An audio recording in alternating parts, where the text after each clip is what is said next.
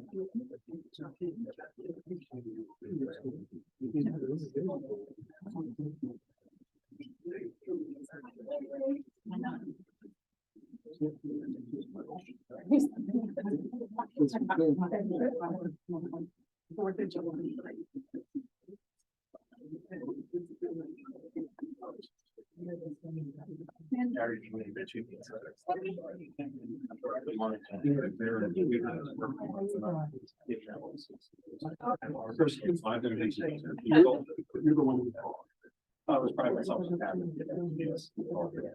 So many fun. Yeah, we both worked in yes.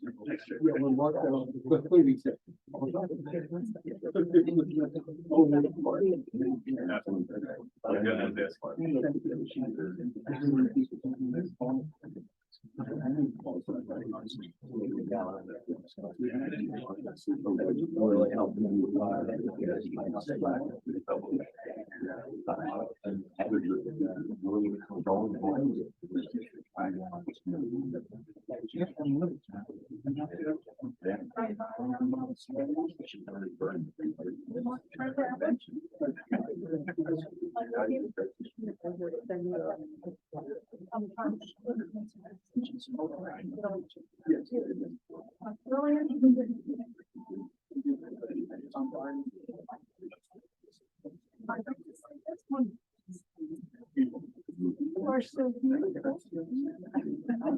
Like my baby.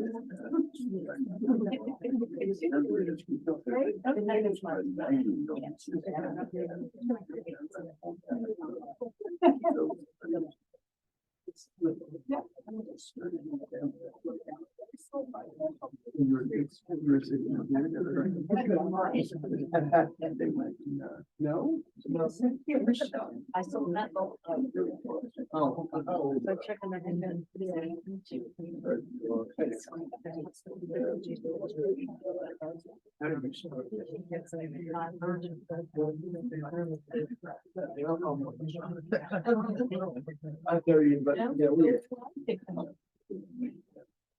there's a strange. It doesn't like trains. I like riding them. My father was a locomotive engineer. And in Pennsylvania, when you turn 65, you get a free SEPTA card. Oh, yeah? Ride the whole SEPTA here.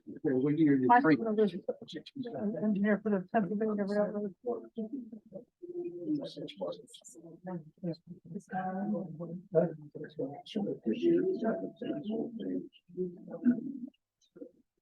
I know it well. Yeah.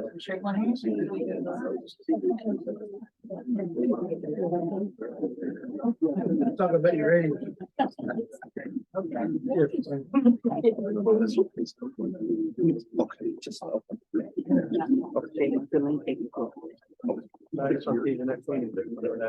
Whatever it is.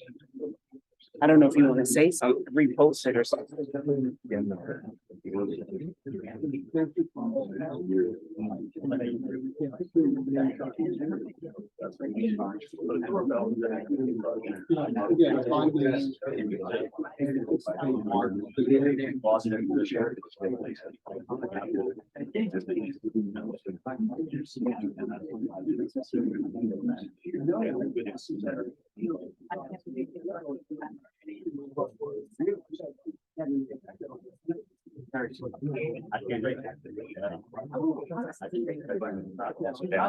I was just thinking, I just remember the other day. all up to that name of that buffet.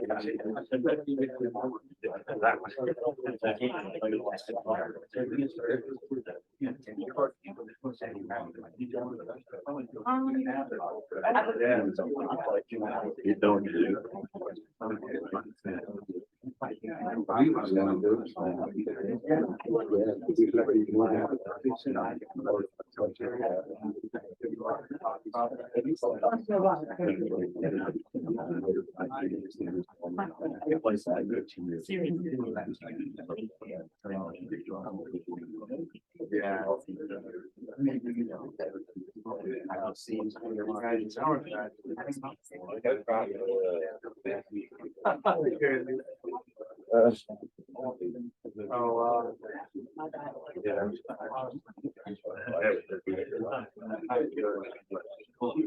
Are you doing? For a while, a little one now.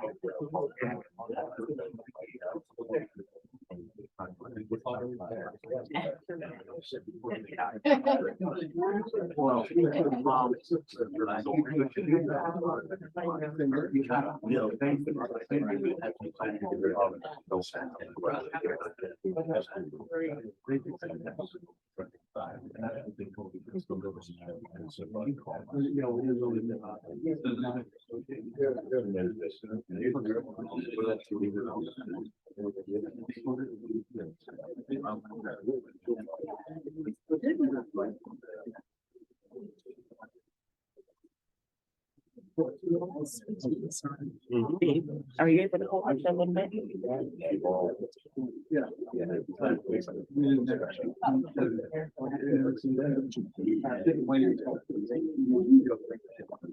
Maybe this one down.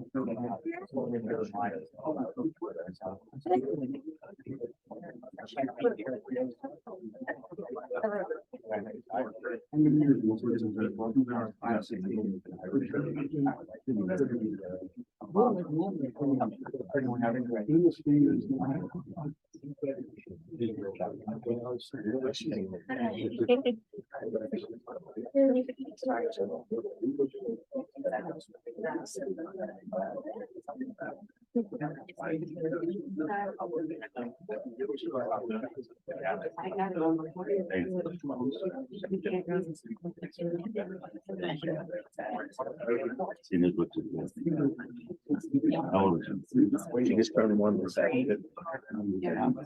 Yes.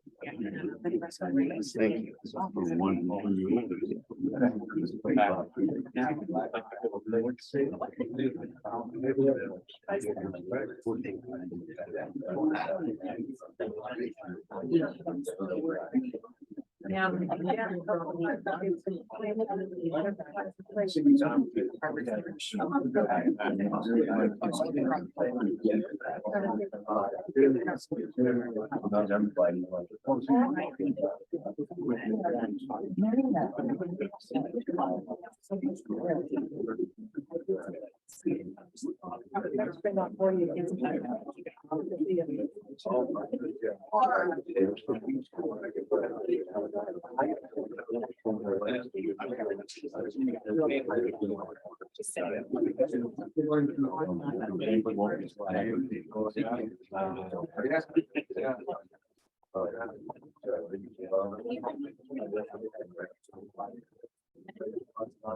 you. Yeah.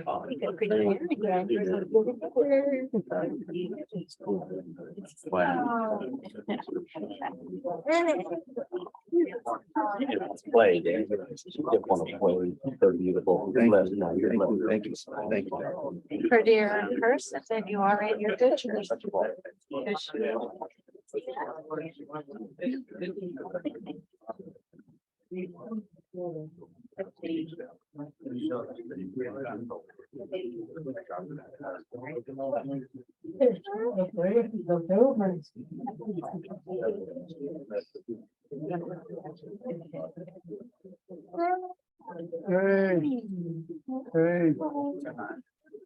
She was waiting there.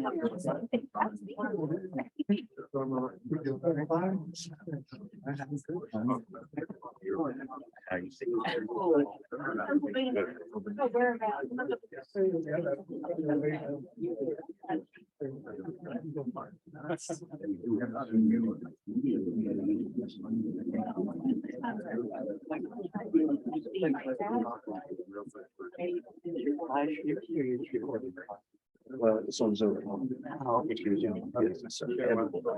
And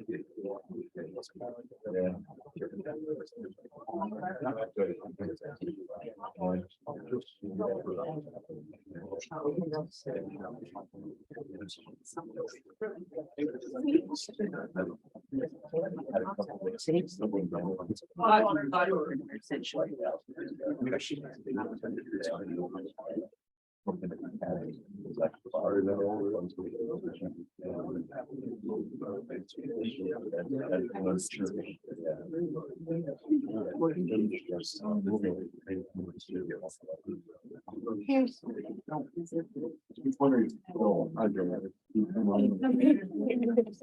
Oh, no.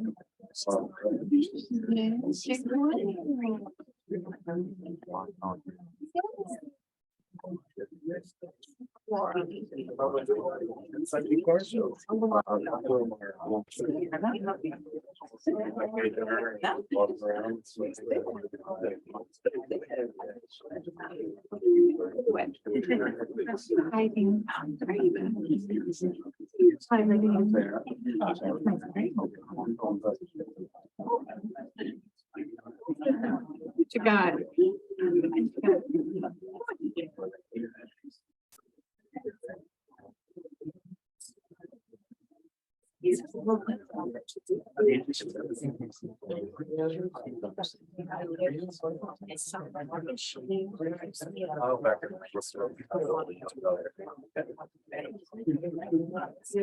Francis Rose. Pete Cameron measure one.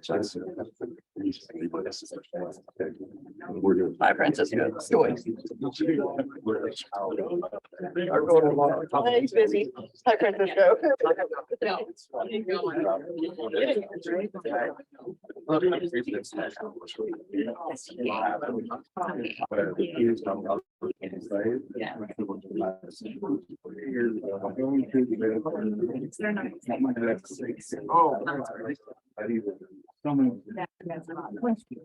No, he didn't.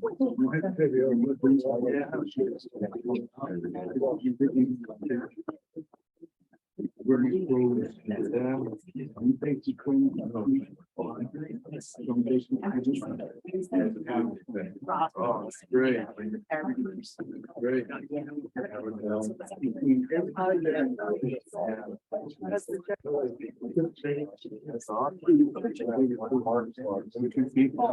Get a lot of me.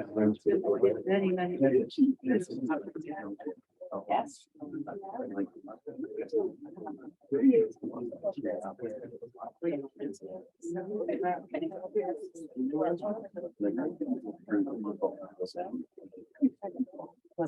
Since there's a few but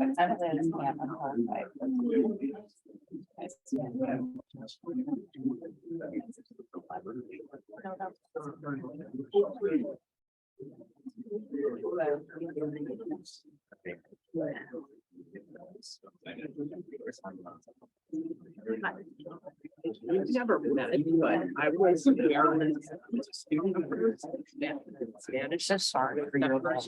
Don't Yeah, and they came down, they came up with a wedding. We got married. But yeah, we stay close with Maryland Facebook.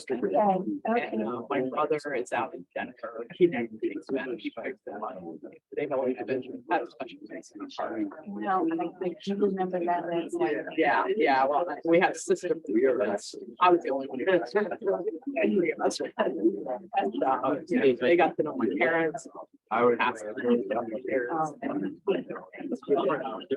Yeah, and then there was another year where we came down here and marked the pictures, three of us or my parents, Oh. that we could give a gift to my parents. Nice now. Okay. We went once, when I was a sophomore, Mark.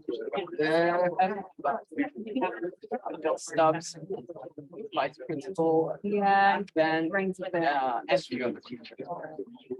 Yeah, it's a great trip. A whole bunch of us sophomores who went, which was, it was more difficult for juniors and seniors, Yeah. but there was a whole group of us. Sophomore ago. Yeah, that was sophomores that one. And it was wonderful. Thanks to her organization. Yeah. She will Yeah, tell her that. Sorry. yeah. Not that far away. Yeah, I know, looking at me like, we Yeah, yeah. And I feel like I know you a little bit. I've seen pictures on Facebook. Yeah. Oh, I saw it. I saw it. Like I was over there. It was pretty cool, right? Yeah, thanks. Yeah. So.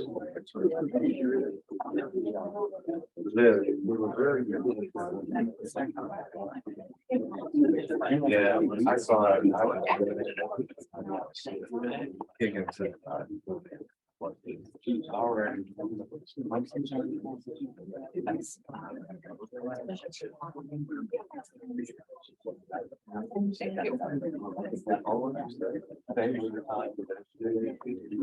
Oh.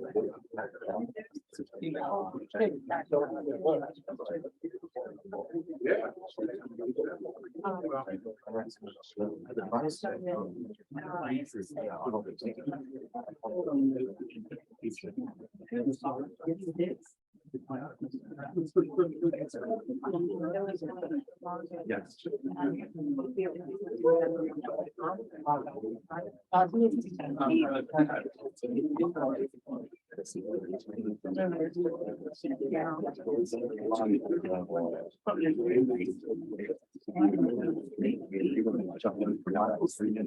Yeah.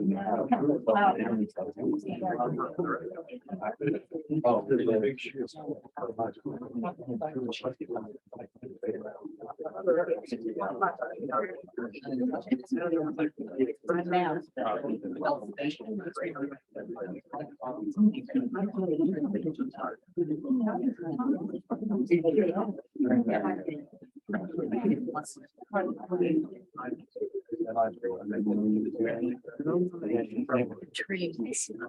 This is he has, yeah, this is just a piece of sample of what he has.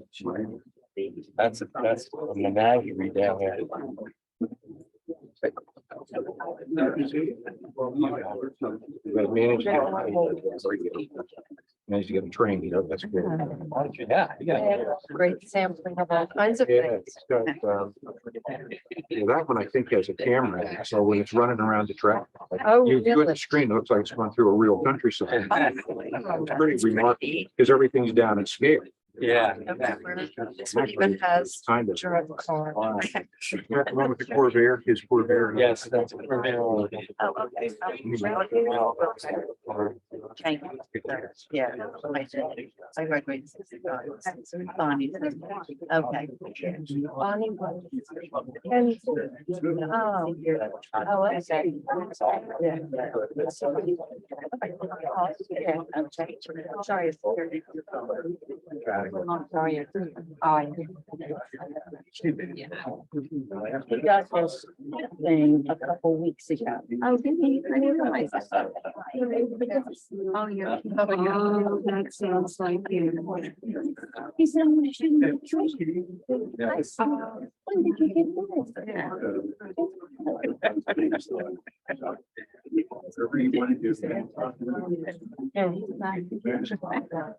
Well, no, what he wanted to do. It's fine. It's what he wanted.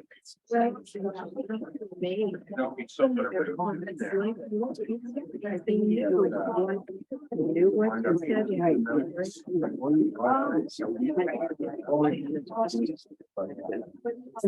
How are you out the west? Yeah, I can see that. Good to see you. Bye.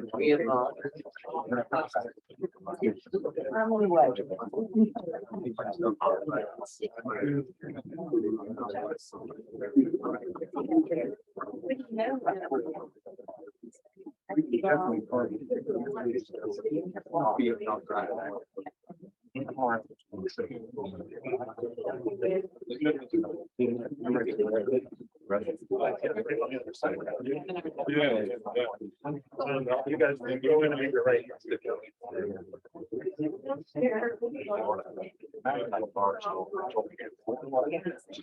That's you.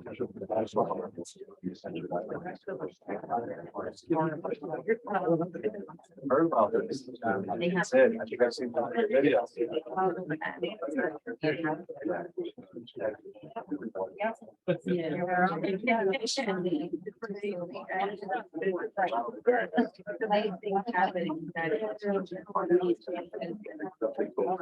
Thank you.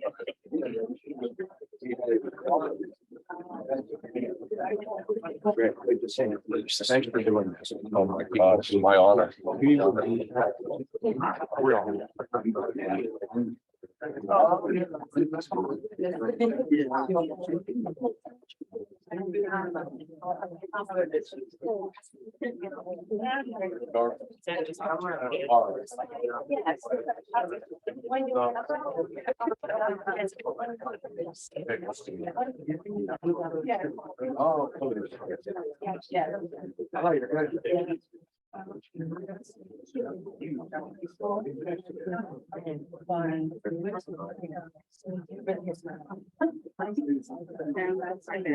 Oh.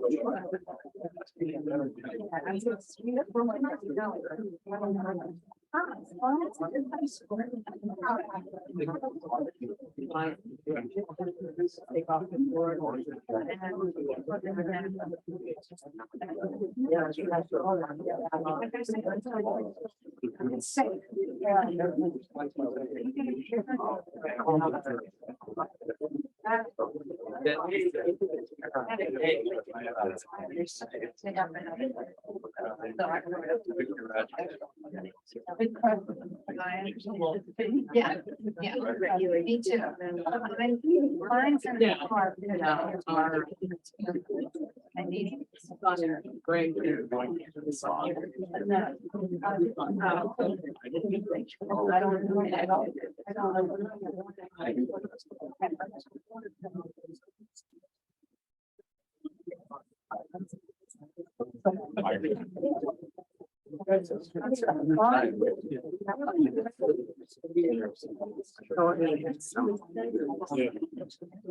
Yeah, I thought.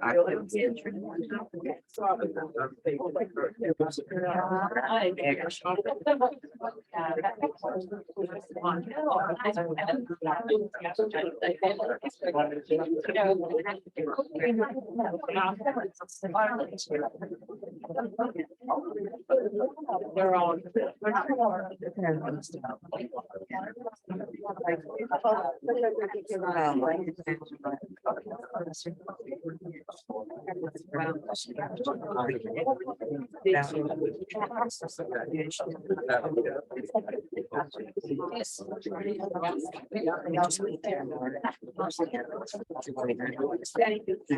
Came up with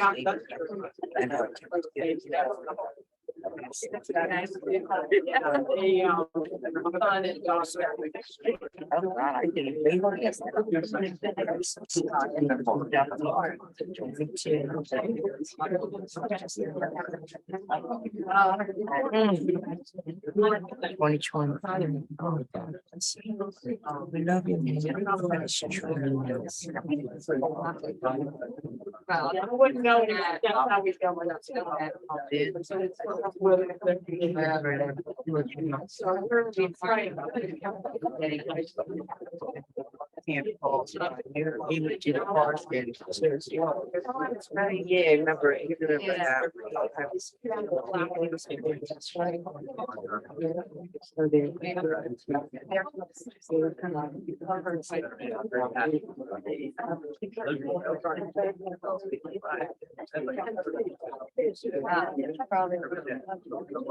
Yeah. We're gonna say like right now.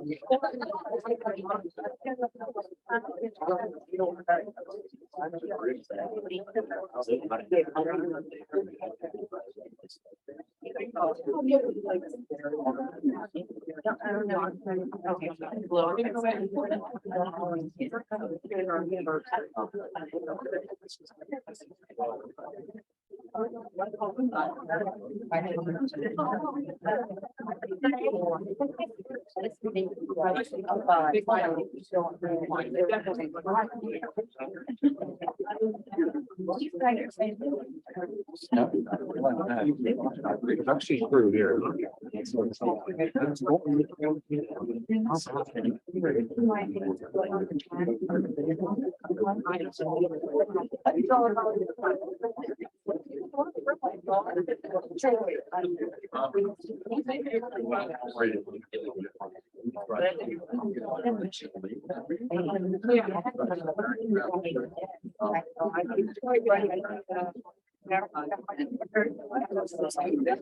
I'm glad he got this. Yeah.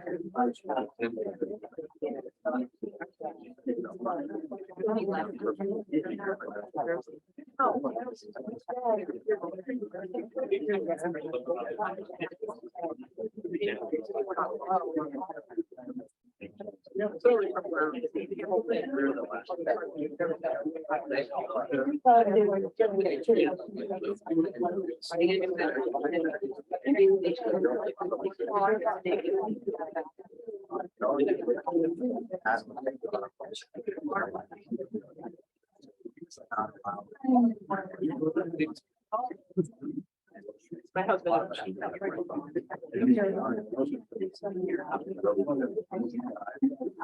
We've been there for years. The only way to really. Yeah, let's try it.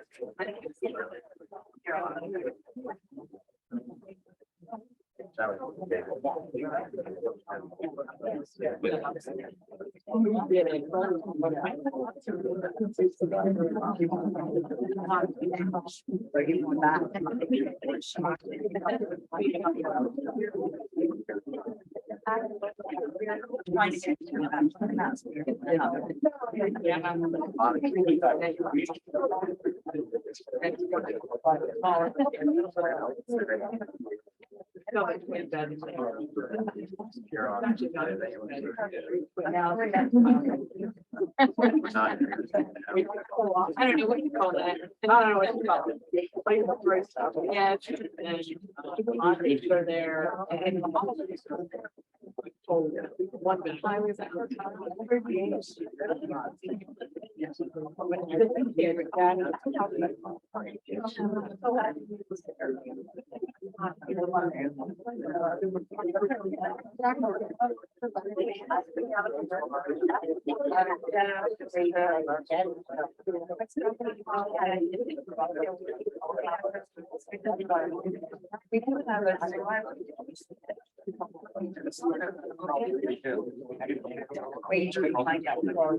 Sorry.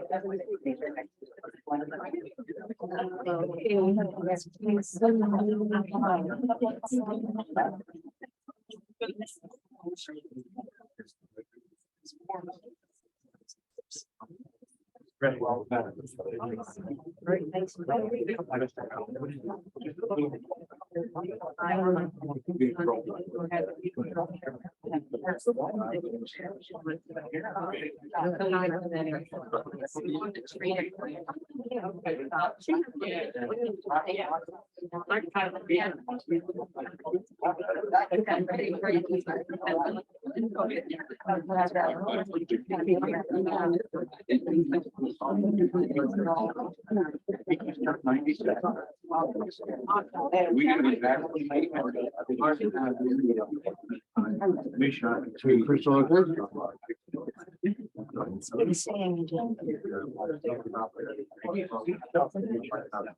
They're both. No. Junior? He's like going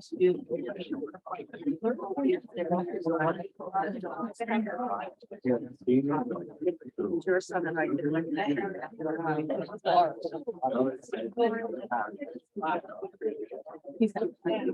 No, absolutely. Yeah. And I see they have it. I think I do. I get it?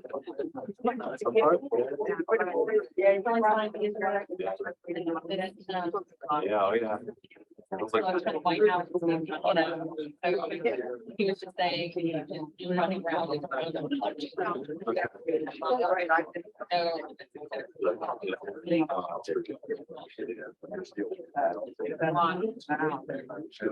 Good job. fire. You want to go to the lawyer? Yeah. We tell the lawyer, kid.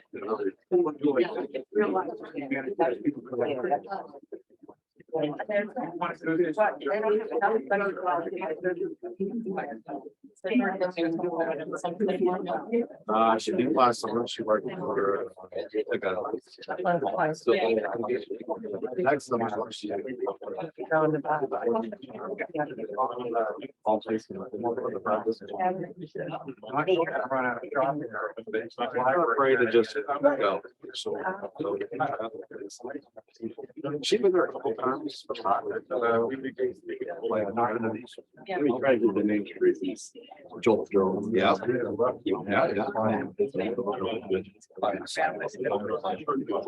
Arby's. Hi, how are you? I'm the door. Well, they.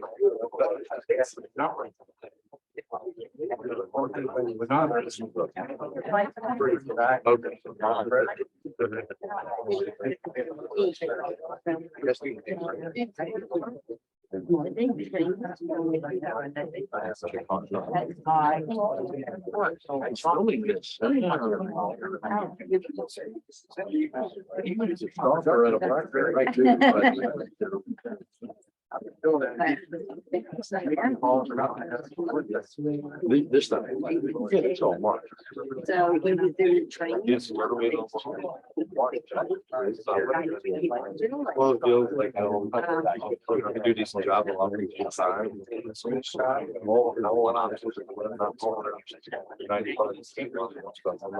It's worth to be somewhere in Florida.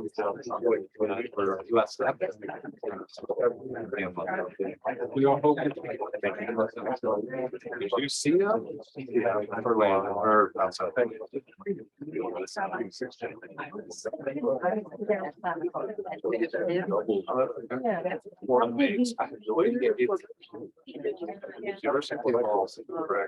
I think it's much more.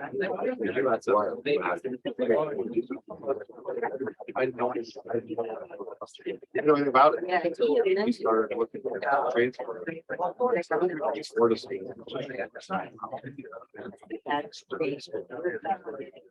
Be all right. I mean, Thank you. I figured that. Thank you. maybe.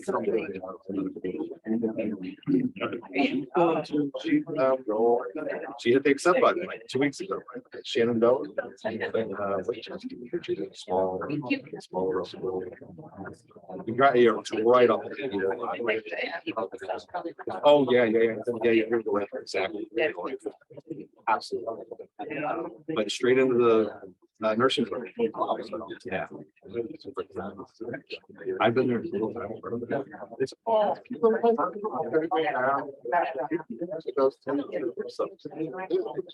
she kind of knew. It's like, well, she was gonna play soccer. At one point, she got laid up. Pursuing, which like fine.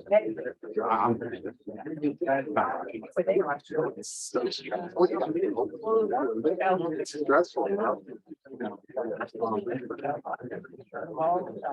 Right.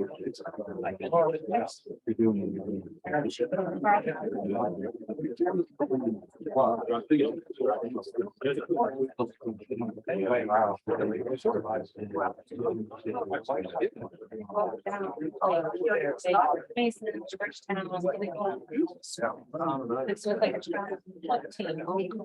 yeah, so yeah.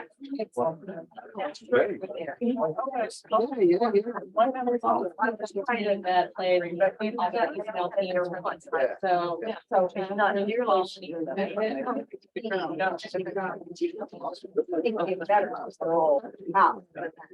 Yeah. Very competitive, yeah. We went to And it's not for the schools. Good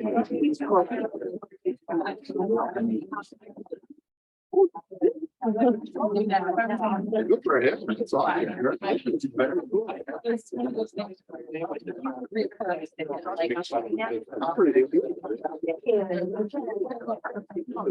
Now I can see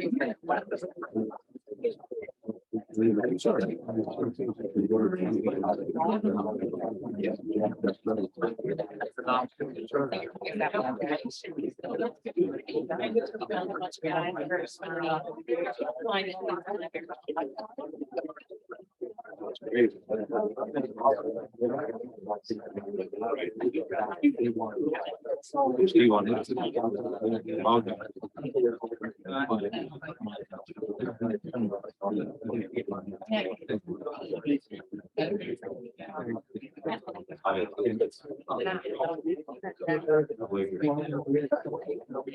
Yeah, Jordan, I take a shot.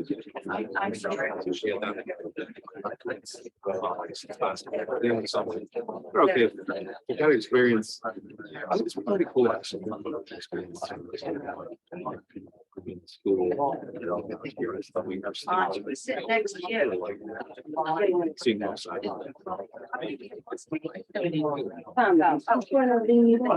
So you're doing great. Well, I don't know. Physical therapy. That's okay. Cool. Better.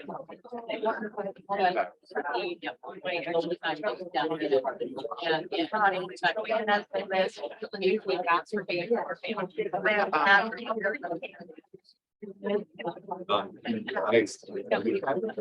And I know it's kind of remember like you're like that. You guys are.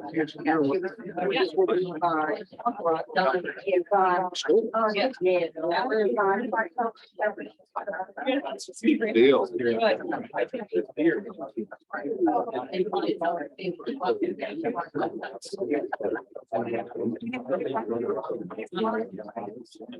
And we saw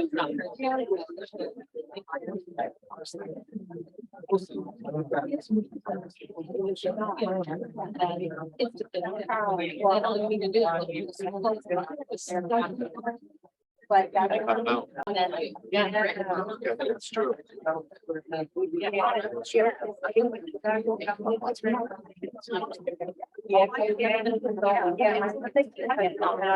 Sure. Oh, yeah.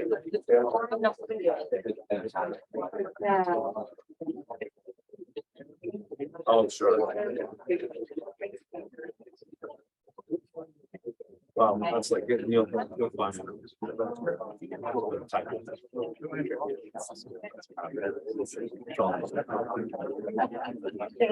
What you did underground. It's all the else. Oh, it's. That's not. It was very interesting, very investigation process. Everything's open, everything's open. Here's the school, here's the grade, like, I want to go to Harvard, whatever. Whatever. And then I came in at 160, okay, what's good? Our average 160. Or something lower. But going up anything above, it's not very, it's like, it's, I will tell you. No, look, I can't. And it definitely matters. She took it was like she was found like upper end of like their range, and then Oh, I know what juice.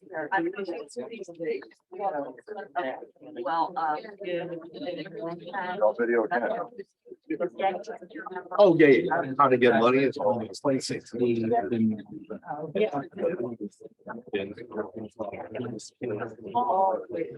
Yeah, you're gonna get money. There you go. Please go. There you go.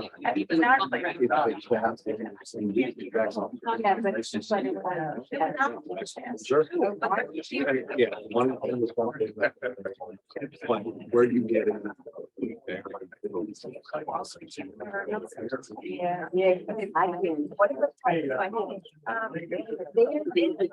Good and bad. Find out that rule of the game. And you know.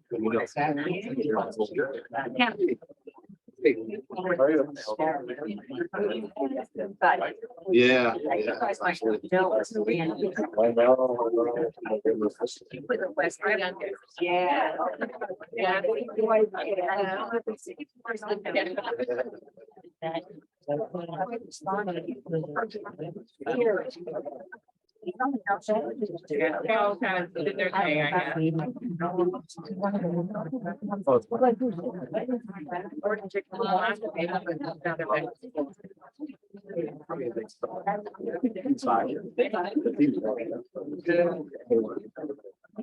She's not the best offer. No.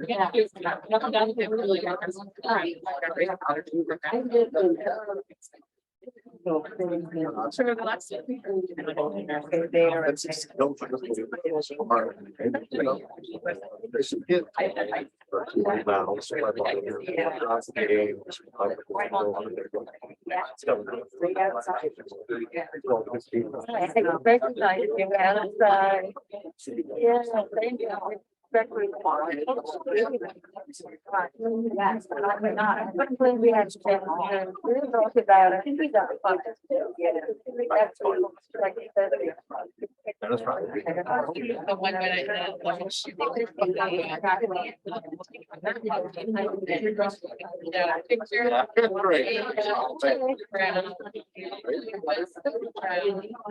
That I never thought this would happen.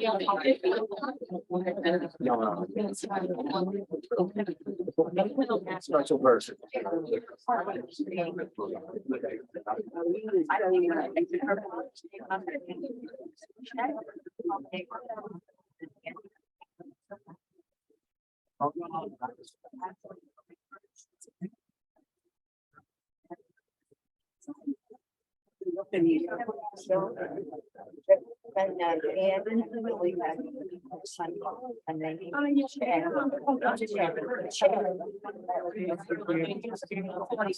No.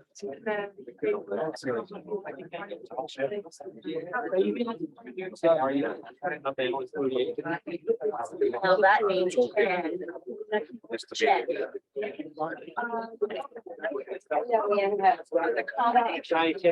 Yeah, but that probably is.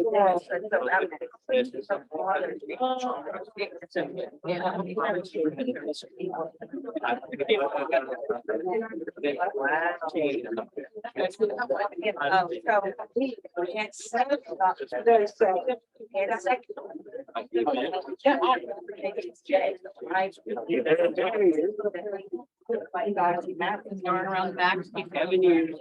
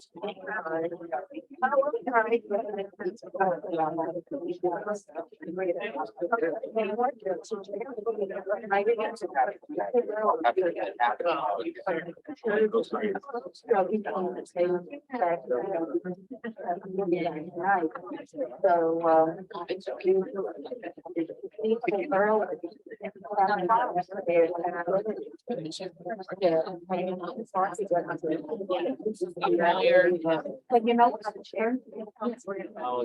Fine. I didn't wait on it, like, I have my lighter. How are you? Yeah, right. Well, we find that part that we did. Hey, put your clothes in your eye, put your clothes.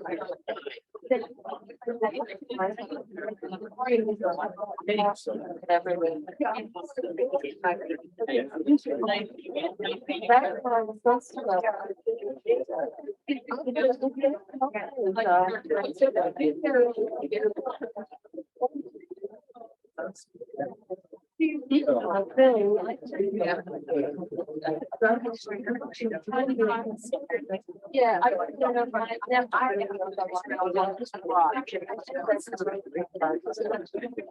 yeah, no, next.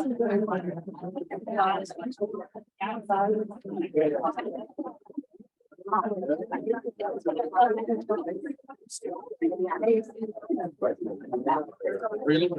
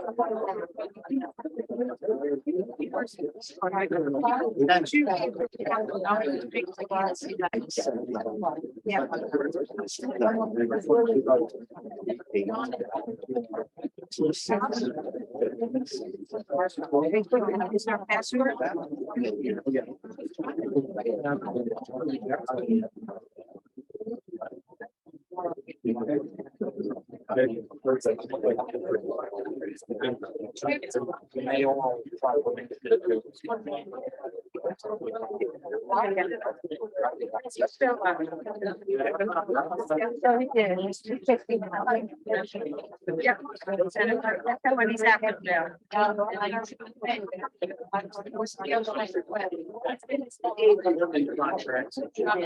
Last name.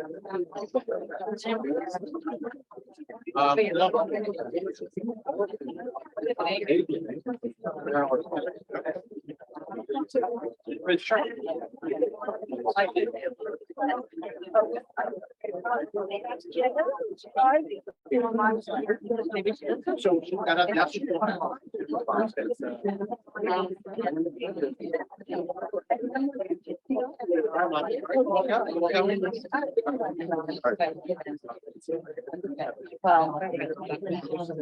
Part of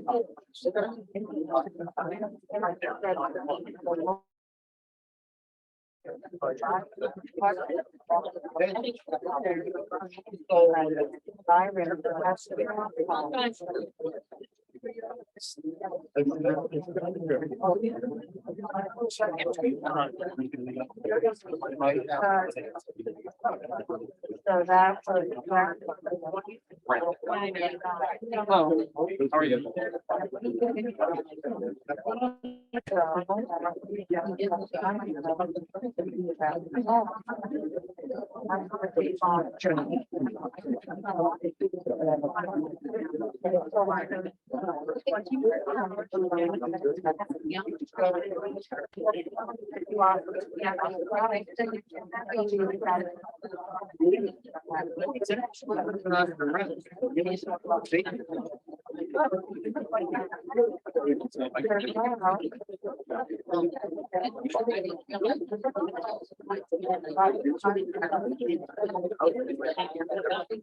All right, how are you doing? Good, good. Hi, how are you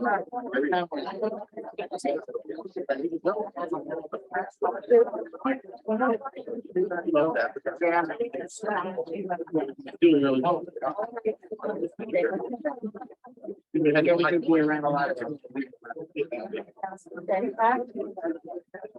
I just felt like just freaking down the.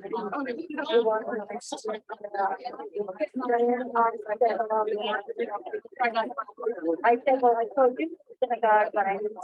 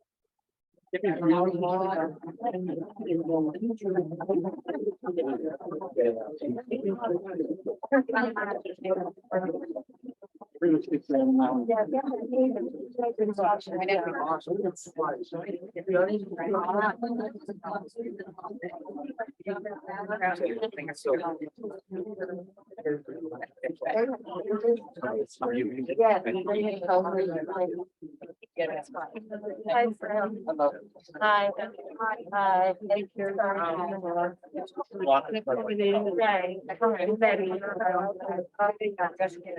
Yes. Sorry. It's like procrastinating on. Staring at the college. You know. Literally. Like that. Work right out. Yeah, I'll be making. Oh, yeah. Yeah. Good to see you.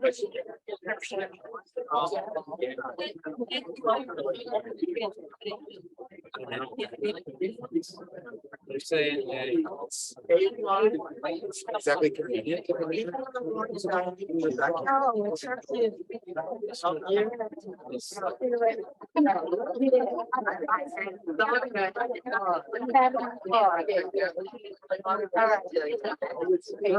Convenient.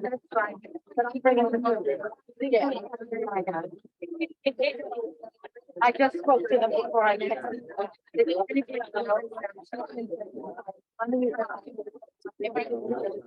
here, well, the rabbi said it's 4 o'clock.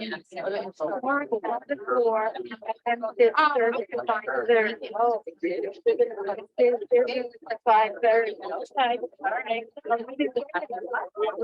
I told her to get out. If I don't do it, then I don't. This is one of the things that's wrong with I'm sorry, no, I know that.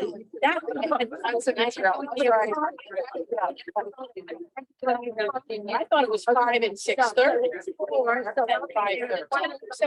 Okay. and then I just What, there's 2 different games. Kind of kosher. I was thinking. Yeah, yeah. It's a big, It is. it is. Yeah.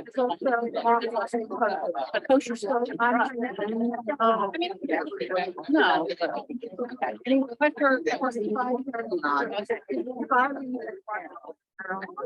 yeah, like, so what's gonna happen is.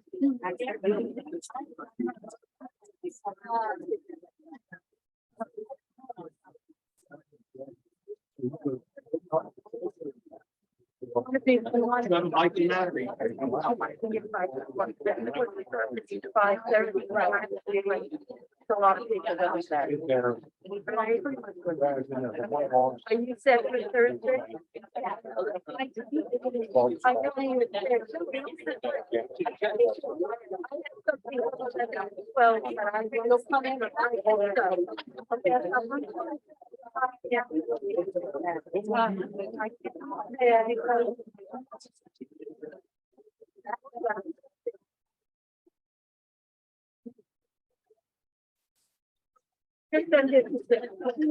Sabrina took care of everything. He said it's hello there.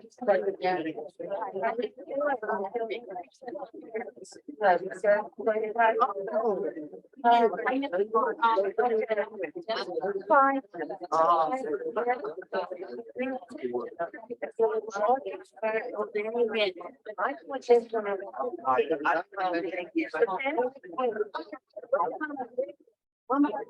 That's cool. I'm not lucky on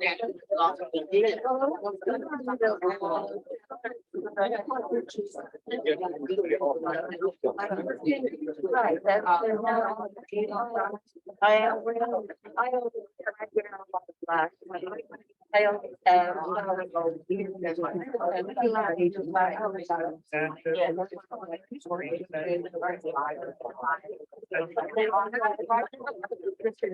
oh, my daughter doesn't like that.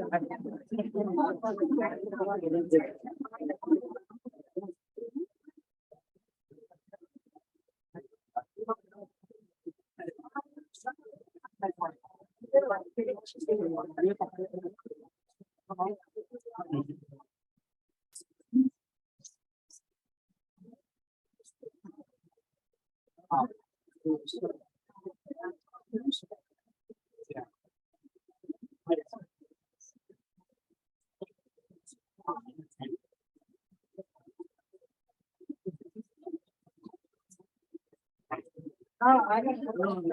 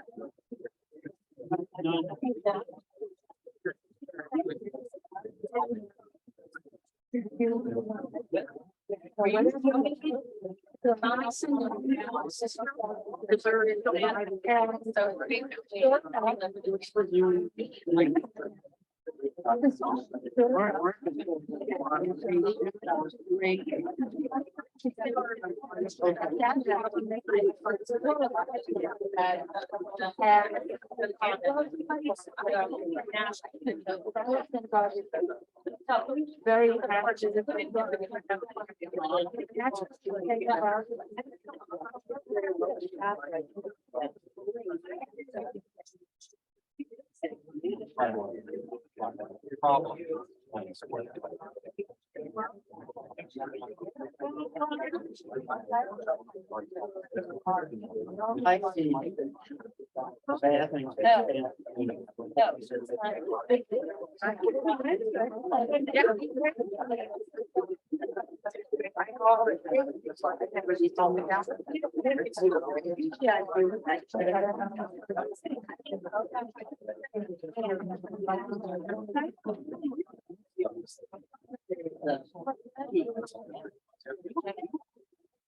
Fifth round.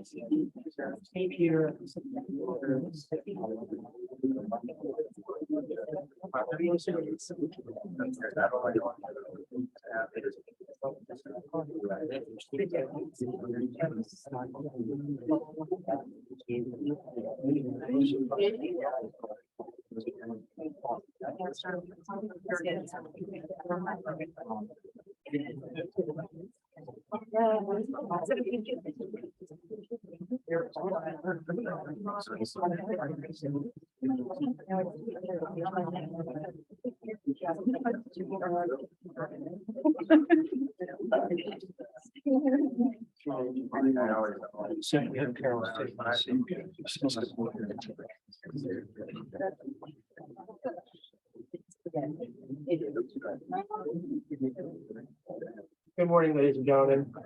If we begin our services, if we can please kindly turn off all cell phones or electronic devices, or please place them on silent. Thank you.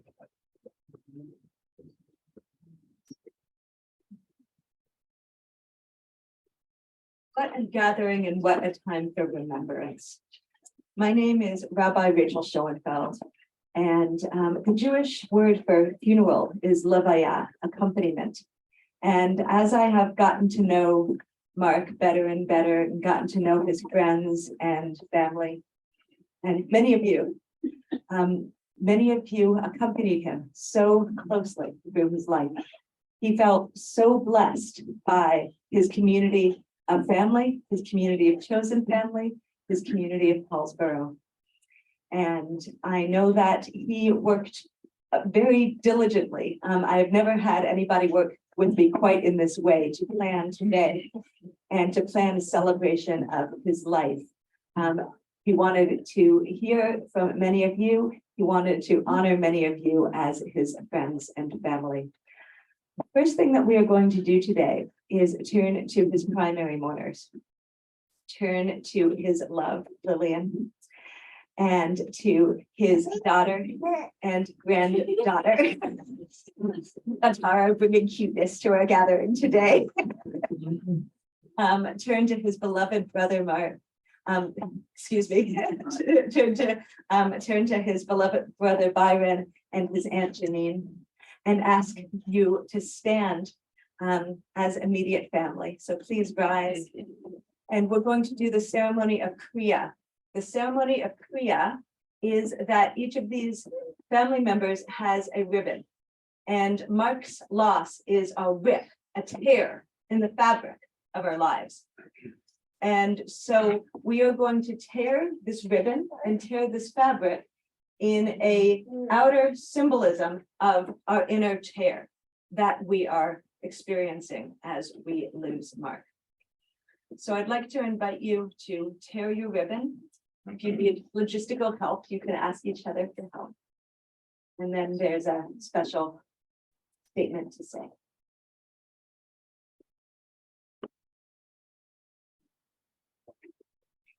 I can also help.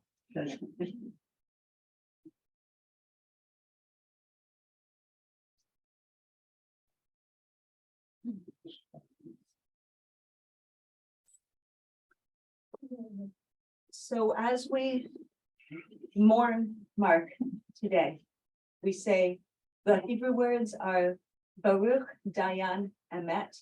The English words, please repeat after me. Blessed is the true judge. And please turn around and take in the love from your family and friends and all those here today. And know that you will be supported today and going forward as we mourn Mark. You may be seated.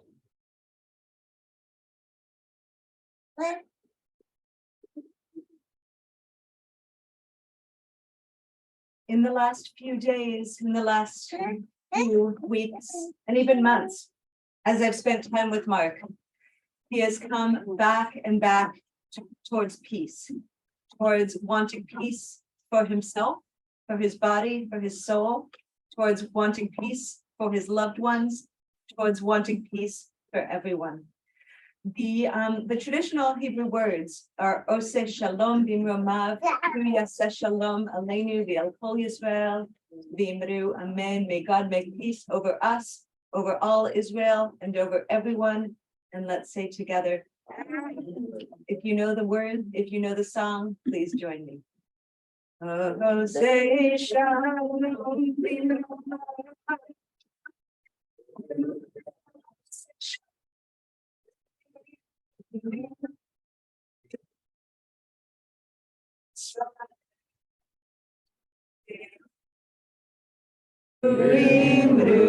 Amen. Yaseh Shalom, Yaseh Shalom, Shalom Aleinu V'al Kol Yisrael. Yaseh Shalom, Yaseh Shalom, Shalom Aleinu V'al Kol Yisrael.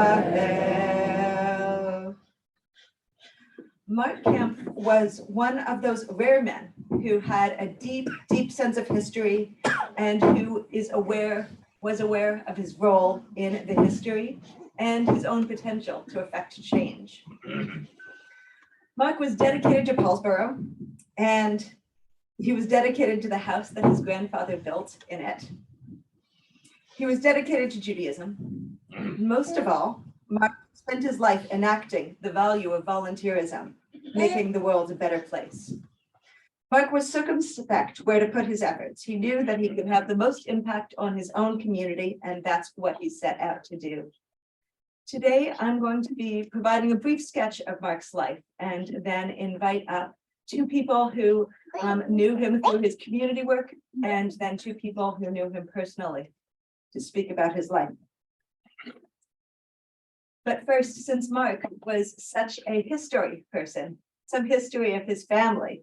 His parents were Eleanor and Manuel, who are themselves, I'm told, descendants of powerful historical figures. On one side, the first Jews who came to Paulsboro, and on the others, a family who was said to help fund the American Revolution. Mark's commitment to family history came honestly. His twin brothers, Byron and the late Harvey, came along 2 years after him and always looked up to him. And you'll hear more about them as kids when Byron speaks later. Growing up, Mark was the eldest of the first cousins who grew into a tribe of 16. If you're a first cousin, can you put up your hand? Because I know there are many here. Oh my goodness. You can put down your hand. There's a wonderful YouTube of all of the 16 first cousins getting together. It's absolutely amazing that he had such a tribe to support him. Susan told me that he was always the generational patriarch, the patriarch of the cousins. Mark was a proud graduate of Paulsboro High School, and we have some of his artifacts right here. He was the high school photographer, and he met his first wife, Marilyn Kamp, locally, going to Hebrew school, going to USY. Following in his grandfather's footsteps, Mark received an engineering degree and worked in construction. He spent 20 years working in the Weiss True Value hardware store in Paulsboro. I drove by it right on the way here. It was so nice to drive into a Paulsboro and sort of see Mark quite literally around me everywhere I looked. And he worked alongside his cousin Phil Weiss there. After that, he worked for the borough of Paulsboro, and many of us know his amazing community service. Mark had a beautiful long-haired German shepherd who I've heard about. His name was Ivan, and I heard he was another love of Mark's. It was obvious to all that Mark felt lucky and proud to be partnered with Lillian for the past 18 years. Mark didn't talk much about his personal relationships. He much preferred to talk about history and the community and volunteer work and how you could be involved. But I remember thinking when I was introduced to Lillian at CBTBI, how sweet the relationship looked. And as I got to know Lillian, I found out that they were well matched, not only in sweetness, but also in strength. Lillian not only brought herself to the partnership, but Mark was absolutely blessed. Well, Roslynn, his daughter, as well. And he was so thrilled to call Atara his granddaughter. And it's absolutely amazing, Atara, that you are here today. Yes. I hope I get to hold her sometime today.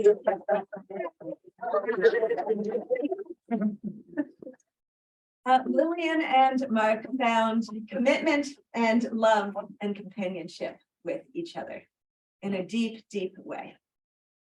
And it was a really beautiful thing to watch for both of them.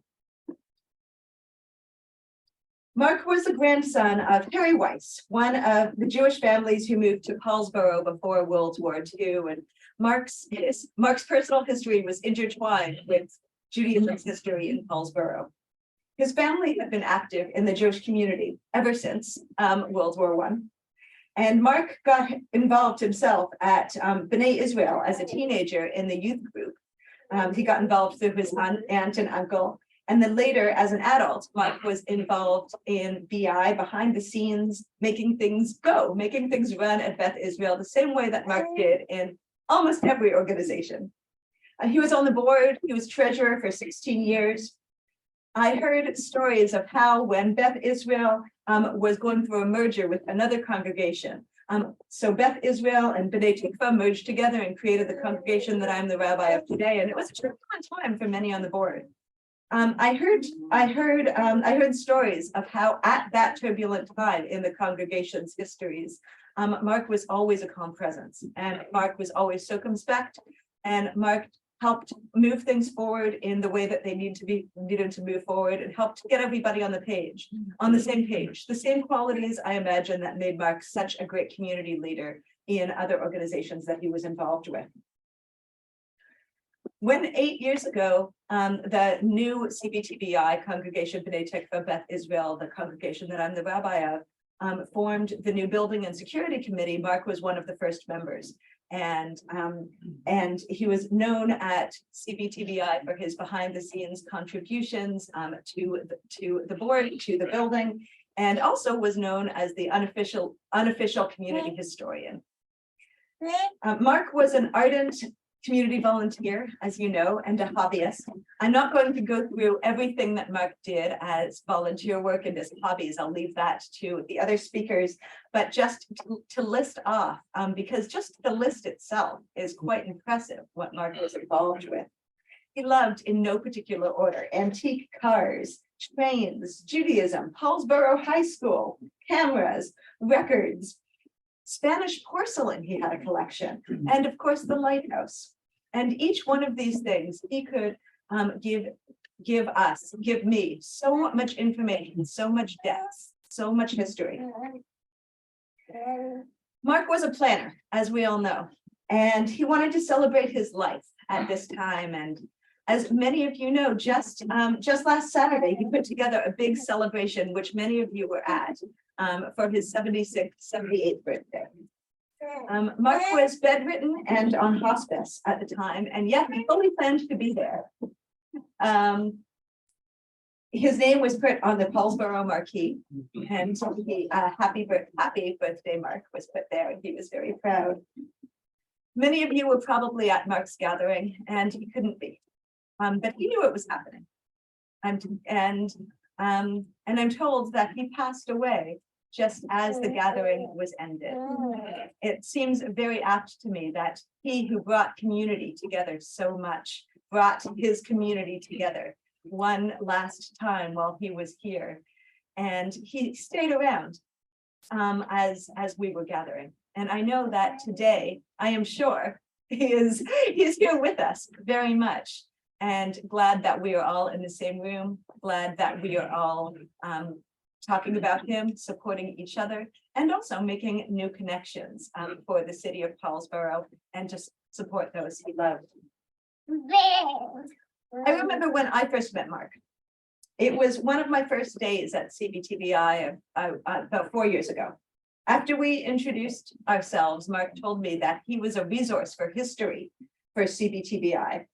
And I was struck by two things.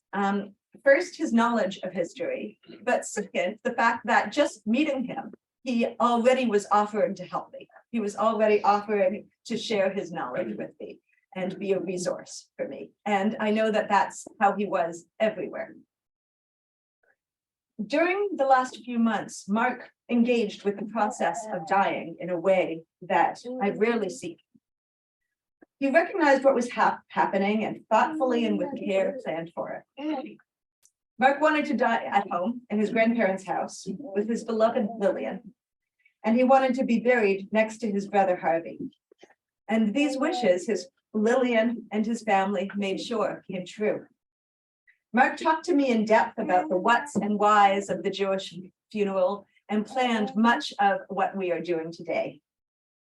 Mark invited me and the family and the funeral director to sit together and talk details. We talked about Jewish burial rites and we talked about Jewish deli. Detail-oriented and clear, Mark walked us through all we wanted. Mark loved his family deeply. We express our condolences to Mark's Aunt Janine, who is like a brother to him. To Byron, his brother. To Rosalind and to Tara, who he referred to as daughter and granddaughter, and to his beloved Lillian, the love of his life. We also express our condolences to Mark's many dear cousins and relatives, both chosen and born, who surrounded his life. And we express condolences to Paulsboro, as we know the city itself will feel his loss. Jewish tradition teaches that deeds of love and kindness are equal in weight to all of the mitzvahs. Mark dedicated his life to deeds of love and kindness, to volunteerism. Mark lived out Jewish values with his daily life. As Mark was dying, he made clear to me and others that he didn't want unrealistic prayers for healing. Instead, Mark wanted prayers for peace, prayers for shalom. Mark wanted peace in body, mind, soul. Today, we gather to pray for peace for Mark. All of our words today are towards the goal of granting peace for Mark and for his beloveds, for his mourners. May Mark be granted a complete peace, and may his memory forever be a blessing to us. Amen.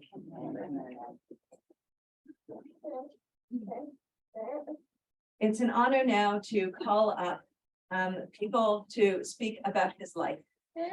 And Mark was absolutely honored to be so close to people who worked so tirelessly for this town. First, I'd like to call up Walt Quint, the former superintendent of the schools of Paulsbury.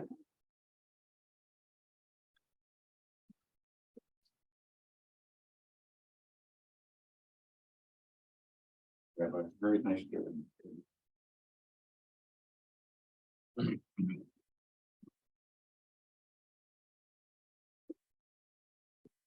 Each of us feels great loss today, loneliness, sadness. If, however, we are to honor Mark's memory, we cannot leave this place without a smile on our face, a pleasant memory about our friend and family member. Most certainly, if this gathering was to remember one of us, Mark would be moving around the room, lifting everybody's spirits. We owe him the same. Mark asked me to talk about our friendship. I think that we both realize that our friendship is just one example of the type of relationship that this remarkable man shared with so many people. A friend is a person who has a bond of mutual affection and trust. A friend is always there for you, is a good listener, never judges you. A friend has your back. A friend never betrays a trust or a secret. Lets you be yourself. Having said this, Mark and I were most certainly friends. In fact, we truly believed that we were brothers to different mothers. So now allow me to fulfill my friend's wish by explaining our friendship as an illustration of the bond that Mark Kamp shared with so many other people. Our friendship began about a half a century ago. I learned to know Mark through his wife, Marilyn. Marilyn and I shared an office at West Effort High School. It wasn't long before Mark and Marilyn and Cindy and I began going out to dinner together. This evolved into the annual Christmas tree decorating get-togethers. Mark would always have a double meat steak sandwich just prior to taking his pre-Christmas tree decorating nap. At some point, we discovered that we had both been the student photographers for our high school.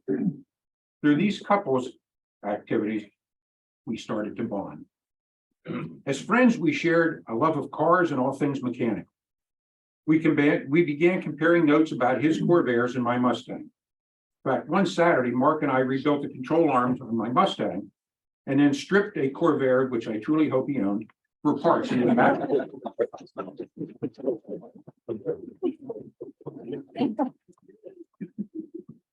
This evolved into our annual trips to the Philadelphia International Car Show, followed by late night dinners at Ponzio's, matzo ball soup, and a hot roast beef sandwich.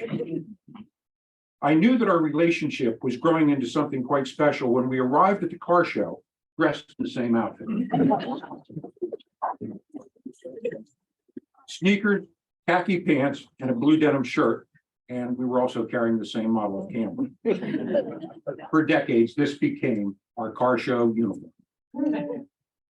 We expanded our outings by visiting automobile museums, car shows, swap meets, car cruises.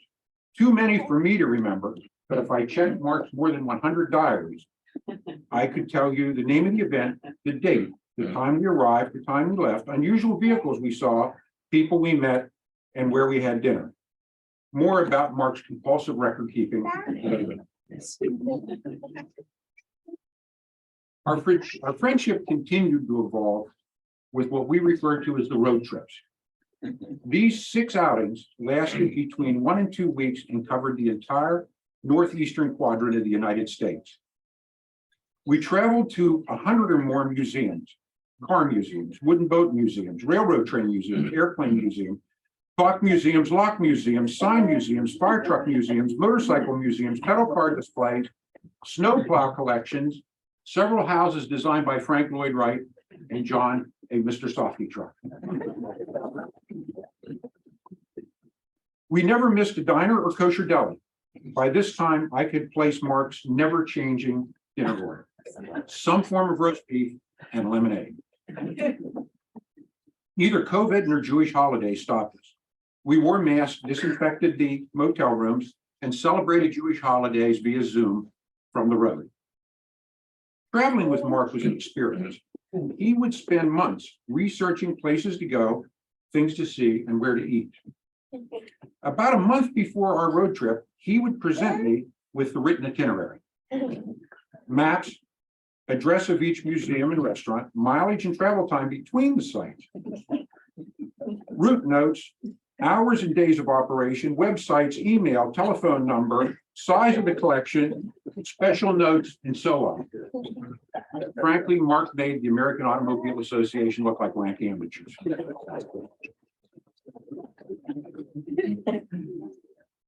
Mark would always present me with our log sheets on the morning, the first day of our trip. He insisted that we record the departure times, mileage between stops, arrival times, price and number of gallons of gas purchased, name of places that we stopped, where we ate, arrival and departure times for the motel where we stayed, and believe it or not, the arrival time, departure time, and location of the rest areas where we took potty breaks.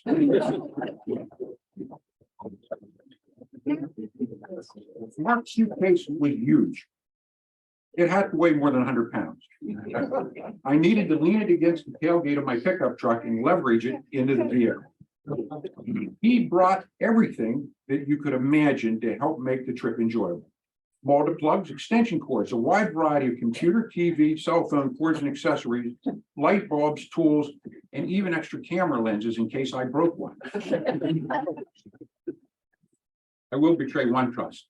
One evening, Mark unpacked his entire suitcase in the motel room. And then he stood and looked at me and had a very funny smile on his face. I said, "Huh?" He said, "I forgot to pack my underwear."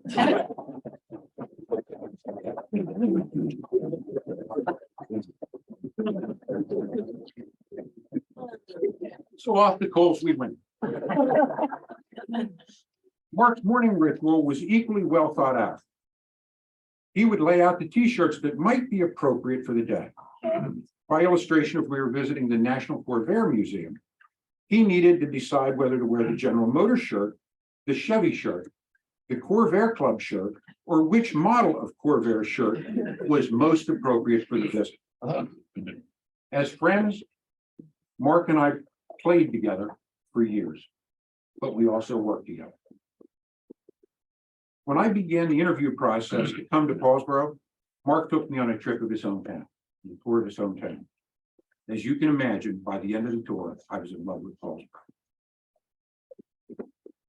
When I became superintendent, we started a group called the Key Communicators, knowledgeable citizens who knew a lot of people, good listeners and good explainers.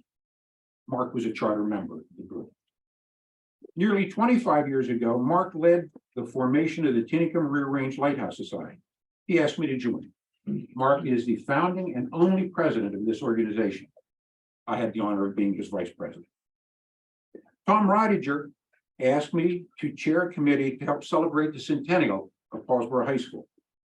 I asked Mark to join the group. John Berzicelli wanted to preserve the history of Fort Billingsport. He asked me to chair a committee. I, in turn, as always, asked Mark to join.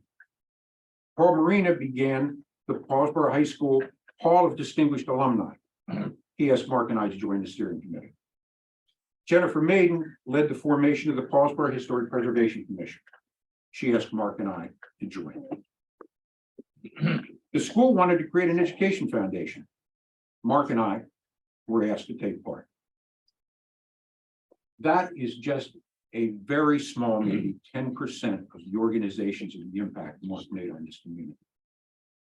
Bottom line, as a friend, Mark and I played together and worked together for decades. Many people in the room share this same bond with this remarkable man. So what will we remember about our friend, Mark Kamp? He loved all things Paulsboro. He loved all things mechanical. He was a model citizen who would work hard and become involved to help projects and groups flourish. He was proud of his Jewish heritage and faith. He always had a camera in his hand. He attended to every detail of projects and friendships and was prepared for every eventuality. We were all better because Mark was our friend and relative. We will miss him dearly. To honor Mark's life and peaceful passing, I close by describing him with a modified quote from William Cullen Bryant. Mark lived so that when the summons came for him to join the innumerable caravan, which moves to that mysterious realm where each shall take our chamber in the silent halls of death, Mark went not like a quarry slave scourged to his dungeon, but rather sustained and soothed by an unfaltering trust, like one who wraps the draperies on his couch about him and lies down to pleasant dreams. Mark, we love you. We miss you. God bless you.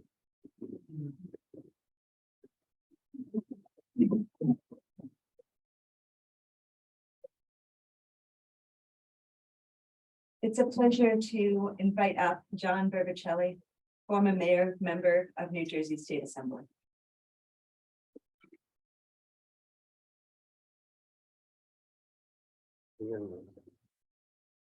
Thank you, Rabbi, and good afternoon to everyone. Walter did such a wonderful job framing for those who knew Mark at different times of his life. A lot about him that maybe you sensed but didn't know. You know, these are as I look at this room, I mean, we are at a point, we're at a generational point for all of us.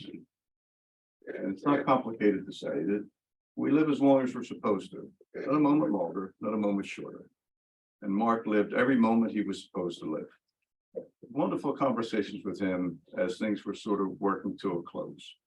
And there was a sense that it was in that direction. And I don't know that he left many conversations unspoken. I can tell you from a personal standpoint that it was just a blessing. And he was happy. And in fact, I don't recall him not being happy ever. But he was not afraid. He's a person of faith.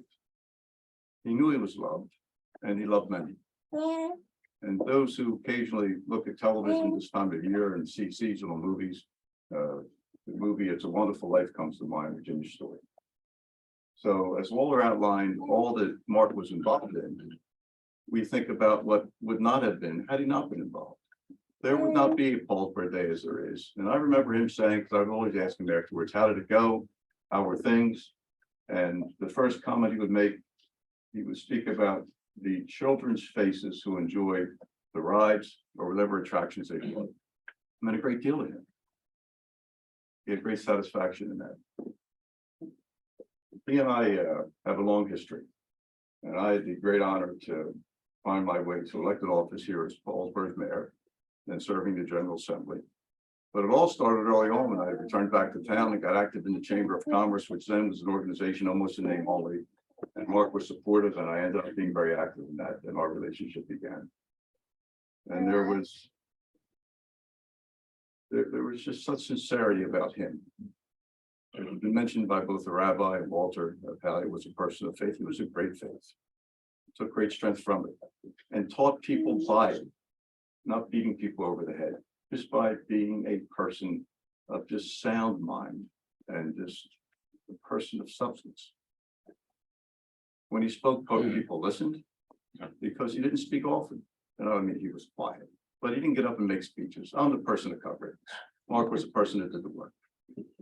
Walter mentioned the lighthouse. I remember the day he came forward. I was mayor. He said, look, there's a chance we can get involved in this lighthouse. I said, well, do it. Wait a minute. The lighthouse. What are you talking about, lighthouse? He said, the one at the river. I said, all right. He comes back a month later and says, I have the keys. I said, I had the keys. Because yeah, we have to work through the municipal stuff. We have to do this. We have to do that. I got the keys. So we had a lighthouse. And he and others in this room did wonderful things in building as an attraction. Then he come to me and say, we had an open house. We had 3,000 tourists in Paulsboro. I said, you did, 3,000 people. But that's an example. When we all started together, many in this room, Paulsboro had not had a 4th of July parade. Now I think we're, and I'm looking to Judy McKenzie in the back, we have to be in excess of 25, 30 years of annual 4th of July parades. Doesn't sound like much, but it's important. And he took great pleasure in that because he saw the people's faces along the parade route. And in this tiny place, this beat up industrial town, 2 square miles, nestled between 2 oil refineries, there was great sense of family and community. That's how he was raised. The stories he told me of his family, the early Weisses that landed here, that made a mark here. I always got a sense of family, of tradition, of caring, and of love. Mark set an example that way. And again, as I said, we live as long as we're supposed to. Am I sad that Mark is gone? Greatly. Am I selfish in that sadness? Yes, I'm selfish in that sadness. I'd like him to be there. I'd like him to be on the other end of the phone. Walter spoke of road trips. I can speak of other things, but in a mixed group places, it would be awkward. But they're all good. They're all good. But my point is that we as a group understand that mourning is a part of our cycle too. And we have to process this because we're destined not to be here forever. That's life cycle. Our faith teaches us that. And faith is a word to itself. There are not a lot of exact answers, but I'll say this. For all the people that have gone before us, and there have been many smart people that we've all loved and we've all known and read about. All of them stayed dead. It must be better where they went. So I leave you with this. Mark Kamp was a special person. And we like to think a lot of people around us are, and they are, in each in their unique ways. But Mark was a special person because he walked between people. He crossed between lines. He was welcome and at home wherever he went. And wherever he went, people knew he had been there. So I'll say to all of you, I take this from a movie from many years ago called The Trouble with Angels. There's an emotional scene at the end where people are partying. And the Mother Superior says to the one young girl who's sad because they're parting ways. And she didn't understand how her friend could choose to become, choose a vocation, become a nun. The line is stay with me forever. Says, but Rachel, you have to understand, the day will come when we will know and remember that she came our way. And so we will remember a long time, many of us, that Mark Kamp came our way. There was a reason, there was a purpose. He left his mark. He's an honorable, decent, loving man. Good Lord did well with that. May God bless him. Thank you.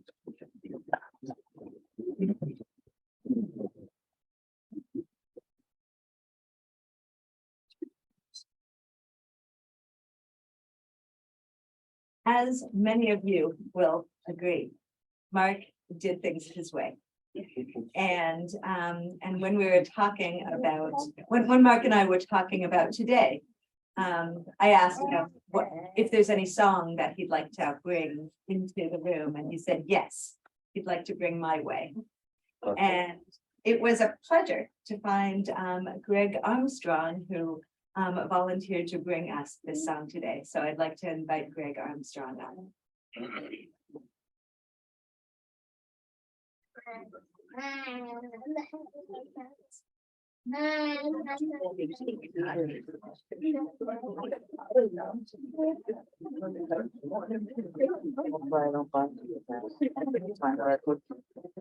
Morning, everybody. How are you?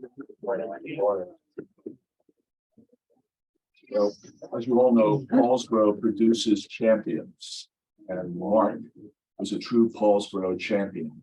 We love this little town and all the people in it. So when Mark's family reached out to me and asked if I would sing his favorite song for him to this day, I felt it a great honor.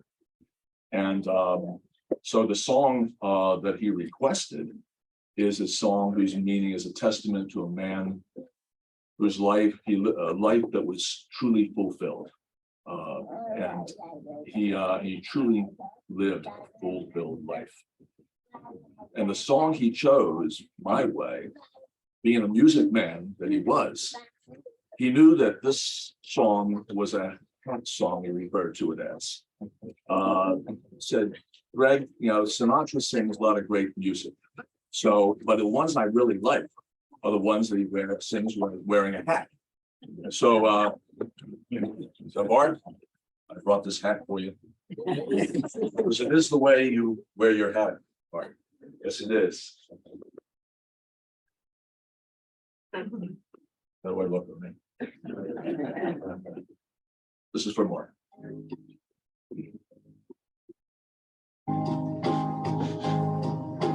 And now the end is near, and so I face the final curtain. My friend, I'll say it clear, I'll state my case, of which I'm certain. I've lived a life that's full. I travel each and every highway and more, much more than this. I did it my way. Regrets, I've had a few, but then again, too few to mention. I did what I had to do, and I saw it through without exemption. I planned each charted course, each careful step along the byway, and more, much more than this. I did it my way. Yes, there were times, I'm sure you know, when I bit off more than I could chew. But through it all, when there was doubt, I ate it up and spit it out. I faced it all, and I stood tall, and did it my way. I've loved, I've laughed and cried, I've had my fill, my share of losing, and now, as tears subside, I find it all so amusing to think I did all that, and may I say, not in a shy way. Oh no, not me. I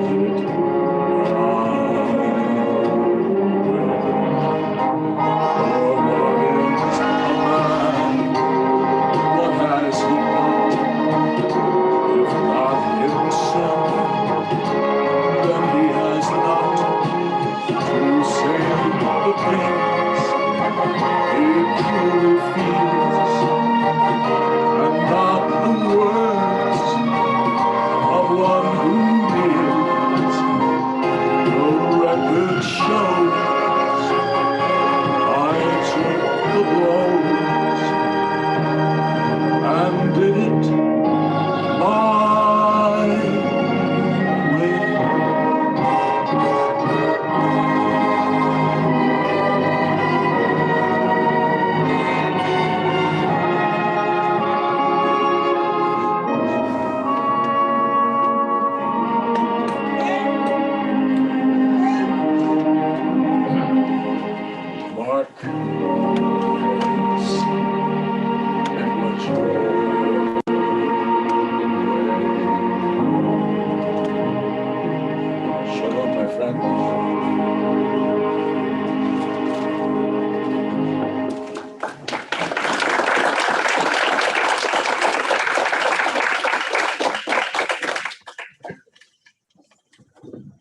Let's all welcome a few words from his old friend from high school, Pete Kamota.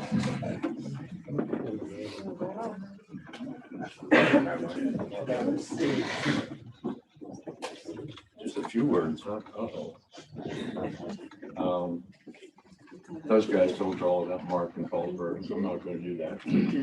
I'm going to tell you about Mark and me. I met Mark the first day of high school here. A mutual friend of ours, Al Kinneystown, said, I asked Mark Kamp to be a locker partner, if that's all right with you. He's a Jew. Okay, by me. So I meet Mark, and he's a little taller, a little heavier than I am, but he's really a white kid. He's really pale. In about 3 days, he's my best friend. This kid knows stuff. He knows radio, he knows stereo, he knows TV, he knows tubes, he knows electricity. He knows photography, he knows cameras and film. He developed his own stuff in his own darkroom. He knows all kinds of stuff. He's into trains, just all kinds of stuff. So it didn't take long for us to become best friends. We were tight throughout high school. I went to Harvey and Byron's bar mitzvah. His mom became Mom Kamp to me. We spent a lot of time together our senior year when we both had our licenses. I don't think I spent 2 days without being with Mark somewhere. After graduation, he went to Ben Franklin Bridge to go to Spring Garden Street, and I took the Walt Whitman and went up to 32nd Street. We regularly saw each other. We were together, I don't know, a couple times a month at least. He got his motorcycle license on my bike. My last 2 years in college, when I was dating my future wife, Joy, he and I double dated a couple times a month, probably with his future wife. And at the end of at my graduation from college, I married my wife, Joy, and one of the bridesmaids was Marilyn. The best man, Marcus W. Kamp. Who else? I joined the Air Force and went to the left coast for training, and we came back every once in a while, and we'd spend time with our parents and Mark and Marilyn, without doubt. Between my tours in Southeast Asia, I came home and my wife got pregnant. I was very happy to be there for that. And then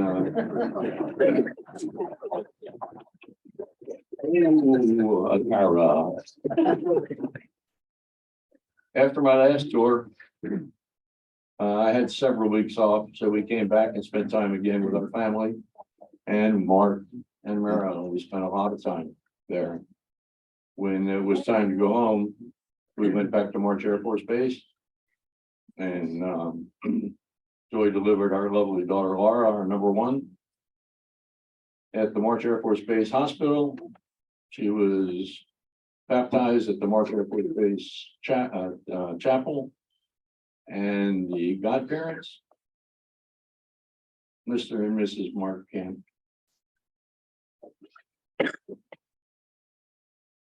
Laura's about the only Catholic kid I know that has Jewish godparents.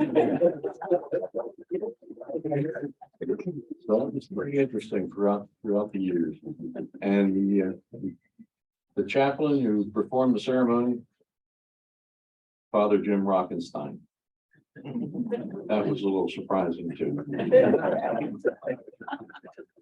So I'm still in the Air Force, went back to training in Arizona. Mark and Marilyn came out for a little bit. I took Mark up on a Cessna. I think it's the first and only time he's been up in a light airplane. Finished my training there, came out to the station at McGuire, flying C-141s just up the road. We resumed double dating with Mark and Marilyn on a regular basis. Mark and I helped form, well, Mark and I started the South Jersey Corvair Club. Yeah, he roped me into Corvairs too. So that was another evening I would spend with Mark during a month. And it was a good deal. It was a fine time. We enjoyed those times greatly. So, that lasted until about 81, when my wife and I got stationed in Okinawa. He was not able to come out to Okinawa, but his wife made it on one time, and something to do with a school trade. And the girls went to Hong Kong and Manila. From Okinawa, we went to Germany. Mark came out to Germany. We toured the local area, and then Mark took the Mercedes and went and came back a week or so later. So they had a good time also. We spent, well, every couple of weeks while we were overseas, we would get a 6 to 8 page letter from Mark, just to let us know what was going on. We came back in 87 and retired, and we're living in Sewell. The Brits in the 60s and 70s had what they called the Troubles, and that's when Mark started to have the troubles, if you will. We lived only 10 or 15 miles apart. We would see him on a regular basis for lunch or dinner or our family gatherings, motorcycle rides. And during this time in the 90s somewhere, Mark and I, in the summertime, we would swap cars. I'd take his Porsche, he'd take my Corvette for a week. Other things, we'd get together on a regular basis, a semi-regular basis for car shows. He was always included in our family events and often showed up. We moved to North Carolina in 02, I guess. And we still kept together by phone call primarily. And we still had family up here. So whenever we would come up for family, we would always try and include a lunch or dinner with Mark. And it was about this time, a couple of years after we moved to North Carolina, that Mark met Lillian, and became very serious. And with Lillian came the lovely daughter, Roz. I'm very happy to see that after Roz and Francisco got together, they have a beautiful thing. We just left the room. Just like one, right? So, don't know what else to say. Mark and I have been together for 64 years. My oldest and dearest friend.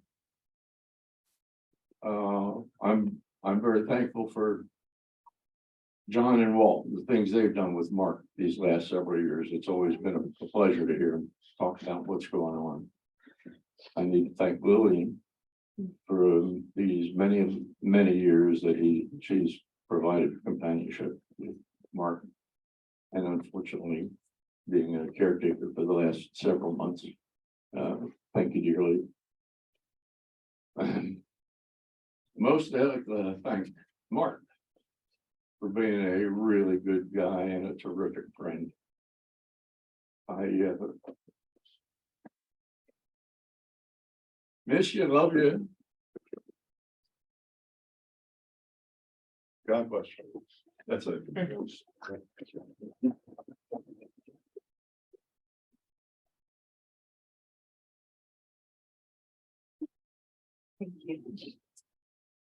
It's now an honor to call up Byron for some words about his brother.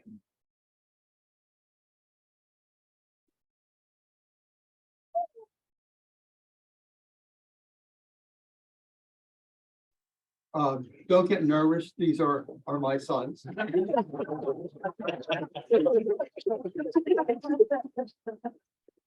This is Matt, he's the oldest. This is Josh, and he's the youngest. The middle son, Ben, is back in Tulsa, Oklahoma. He's a general surgeon. He's probably performing some surgery as we speak. So they're here to support me, and I asked them to be here and stand here with me, because they too love their Uncle Mark. Marcus William Kamp, born on Friday, November the 17th, 1944. The son of Eleanor and Manuel Kamp. 2 years and 4 months later, Byron and Harvey followed. Born on February the 14th, 1947. Three brothers ready to take on the world in their very unique ways. The twins looked up to Mark. I mean that. We looked up to Mark, the older brother, in his role. As you all know, Mark was very good at many, many things, but especially the things that he loved. He loved cars. He loved trains. He loved photography, and he loved the lighthouse. These things encompass his life, not just in recent times, but going back in history. Let's talk about Lionel trains. Many of you are aware of Mark's collection of trains, Lionel trains. This goes way back when, Weiss 5 and Dime. And in part of that store was the toy store. Of course, the toy store had the trains. So Mark, being as smart as he is, and doing it his way, somehow, some way, talked mom and dad into his first train set. And then came another train set and another train set.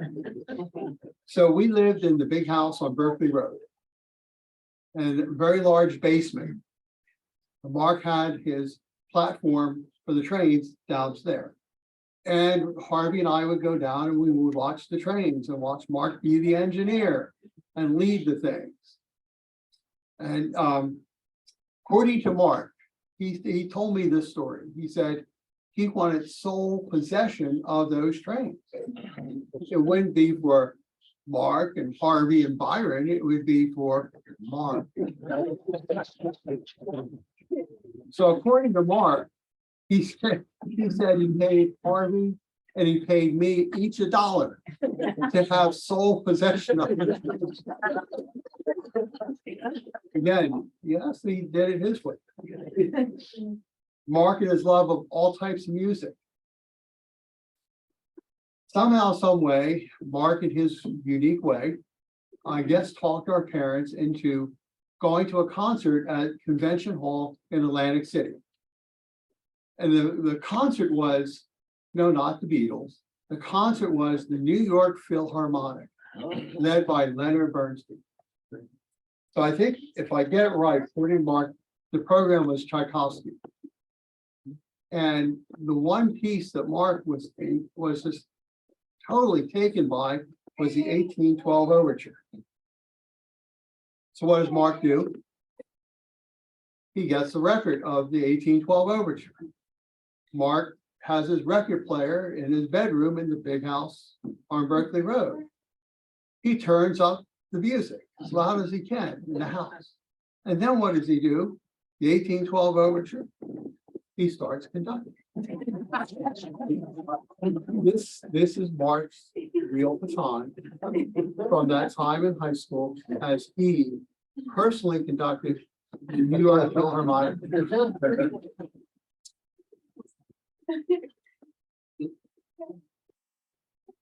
Mark's love of fast motor vehicles. That goes back high school days as well. I don't know if you remember this or not. We had a pretty large lawn, at that Berkeley Road house. And Mark, I guess Dad got a Toro lawnmower. Yeah, keeps shaking his head. And Mark was the one who rode the lawnmower around and cut the grass, as Harvey and I got to watch him. But knowing Mark, he didn't feel it was fast enough. So what does Mark do? He, according to him, he said he took off the mufflers, so all we had was pipes. And then he was able to go faster and also make a hell of a lot of noise without having the mufflers on this lawnmower. So that was Mark in fast. Now then, the fast led to the red Porsche. I think he bought the Porsche when he turned 50. Is that right? Okay. So he had a red 911 Porsche. And I heard the story from my twin, who was living in Ithaca at the time. So Mark went to go visit Harvey up in Ithaca. So Mark's going to take Harvey out on a ride in 911 Porsche, red 911 Porsche. So they're in the car and they're going up a hill and they're going to go down a hill and there's this bump. And Harvey's screaming to Mark, slow down. Does Mark slow down? Not one bit. He probably went faster. He hit that bump, boom. Well, when Mark got home, he had to pay for a new set of shock absorbers for that Porsche 911. And two more stories about Mark and driving. Mom had a red Chevy Impala convertible. And Mark being older, he had a license and he drove the red Chevy Impala. Well, one late afternoon or evening, you remember there was on the drawbridge going out of town, there was a gas station. And Mom knew the owner knew Mom, small Paulsboro, right? So Mark is coming down Broad Street, headed out, and he just hits it. Mom got a phone call from the gentleman from the gas station saying, your son is speeding again. You need to do something about this. Mark tried to teach Harvey and I how to drive. We had driver's ed in high school and that, but we needed extra help. So in the back of the 5 and dime, there was pretty good space there. Thank you. And Mark set up 2 trash cans. And Harvey and I got to take turns knocking over the trash can as Mark was trying to teach us how to parallel park. So from that experience, Mom took us all to Florida for a vacation. Hello. For a vacation, and Mark, of course, drove. Now, again, this is a convertible. So we're driving from Paulsboro down to Miami Beach. We hit the Georgia-Florida line. It's Florida, top down. So we drove the rest of the way in March of whatever year it was. From there, Georgia line down to Miami Beach, top down and heat on. That's how decided it would be. Now, next story is first, I don't know how our parents decided to be able to do this. Now, Marlene Dorfman is here somewhere, and she may remember this. Mark and Harvey and I got to go to New York City, Manhattan. I think Mark might have been 14 and Harvey and I were 12 in that range. I think we went by bus, but it was just the 3 of us with Mark leading the way. Yeah, I know. I don't know how our parents said yes, but they did it. They arranged it. So, we go to New York City. And I think we stayed at a Sheraton hotel. But Mark was the lead. And doing so, he got tickets for the Price is Right. Price is Right show. We went to that. I remember going up to the Empire State Building at the top, and who knows where else. But what ended up happening is Mom and Dad and the Dorfmans came up on that Wednesday, and they joined us, and we had dinner at Sardi's, and then we saw a Broadway show, Top Banana, with Phil Sillers and Nancy Walker. So just remember, Mark got started early and doing trips and writing out the itinerary and all these kinds of things. Let's talk a little bit about photography. Rumor is Mark was born with a camera in his hand. I wasn't there, so it could be true. I don't know. Mark was the Paulsboro High School photographer. I remember the magic of his dark room in the house in Berkeley Road. Small room, but that was Mark's territory. It was his dark room. And I'm seeing him develop pictures and then hang the pictures on a clothesline in the dark room. And every once in a while, he let Harvey and I in, which was okay. But from doing the pictures, one of Mark's great achievements in high school, amongst many, was he made book covers of the pictures of the teacher, so that every book cover had and subject had a picture of the teacher and as part of the bookmark. So he's very creative in doing these kind of things. Now, Mark is a photographer. I remember it happened on the football field, Paulsboro football field. Mark was out there, he's on the sidelines taking pictures. All of a sudden, the play starts coming his way. It gets closer, and it gets closer. And all of a sudden, Mark is rolled over on the sidelines. And you know what he was most proud about? He got spiked. Did he head to the locker room? No way. I'm out there and I'm going to keep taking pictures.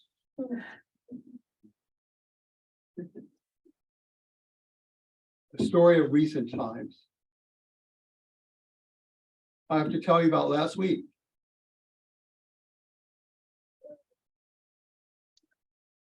When I was with him until he passed. In his living room, he was sitting up in the hospital bed. And he noticed an old-fashioned pair of rabbit ears sitting on the side. So Mark just couldn't let it sit. So he said, Byron, get the double-sided tape. Yes, Mark. So I got the double-sided tape. And he said, I want you to put those rabbit ears on top of this modern slim TV as a gag for when people come to visit. So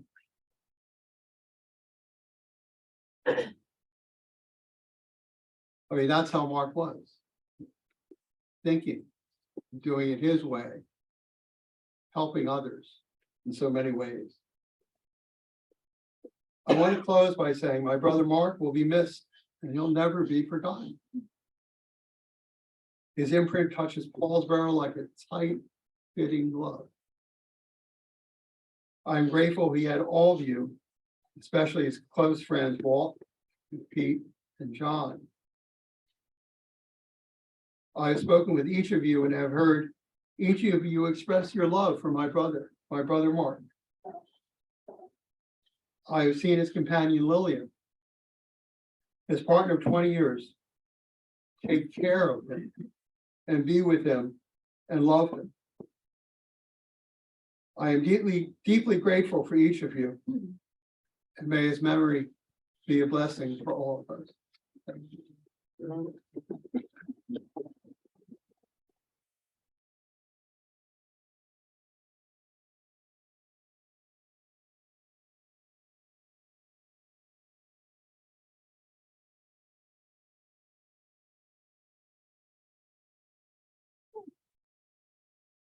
I'd like to now call up Aunt Janine, Mark's wonderful aunt, to read a poem that she wrote in honor of Mark.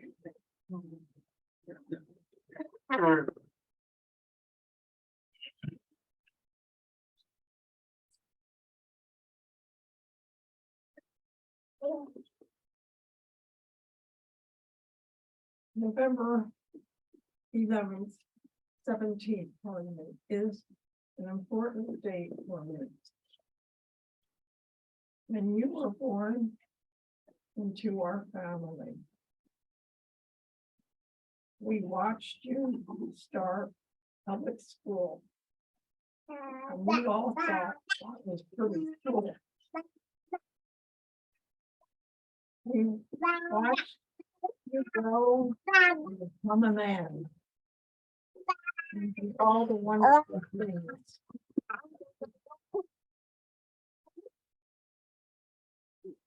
You grew into a productive person who was good, both with your hands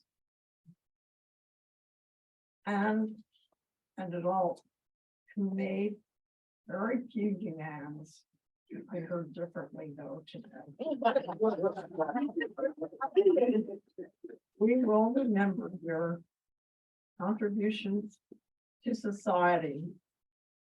The list is so long, it really overwhelms me.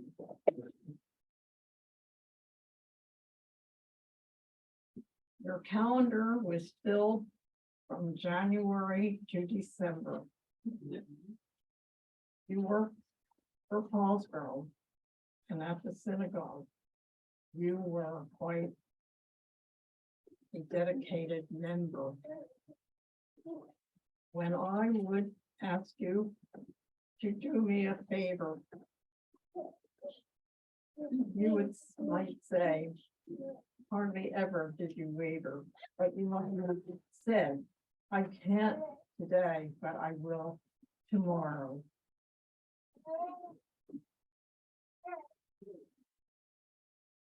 You did so very much for me. I want everybody to know, when everything is said and done, that I love you, not only as a nephew, but as a friend.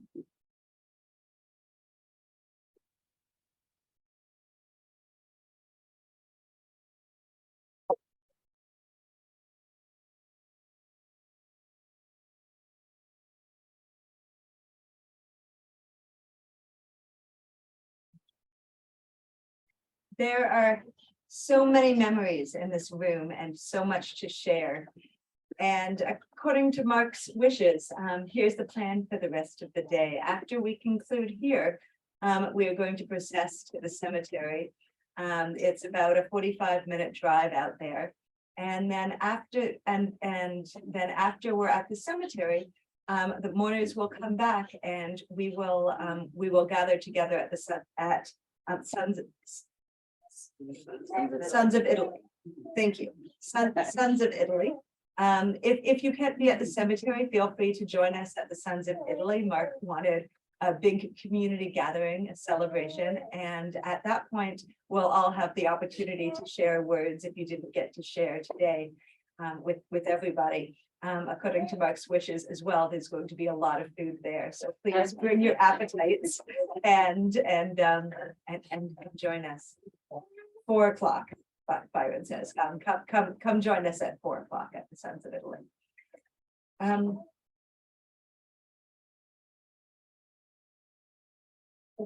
I began by saying that that the name for a Jewish funeral in Hebrew translates as levaya, or accompaniment.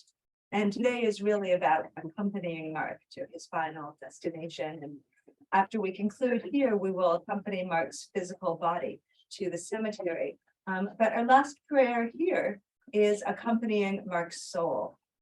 Jewish tradition believes that after a person's passing, a person's soul gets reunited with the divine, gets reunited with God. And this prayer, El Malei Rachamim, is the prayer, one of the prayers, but really the time that reunification takes place. I'm going to read it in English, and then I'll sing it in Hebrew as well.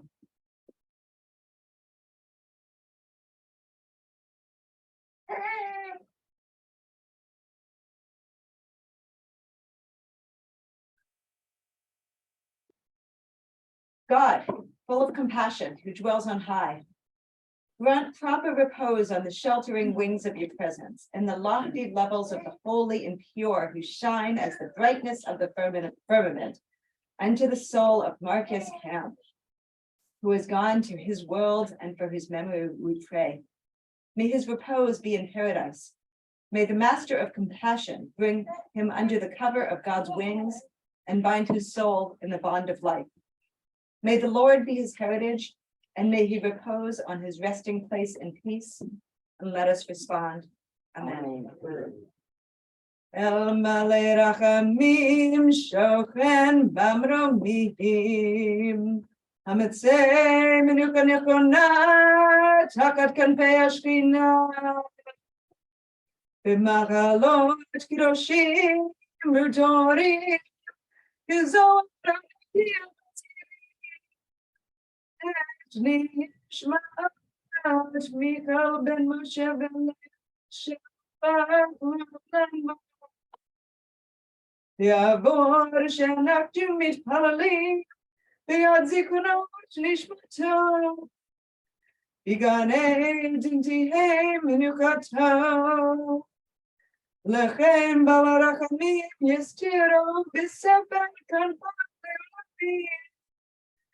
בעצרון החיים את נשמתו, אדוני נחלתו, וינוח בשלום על משכבו, ונאמר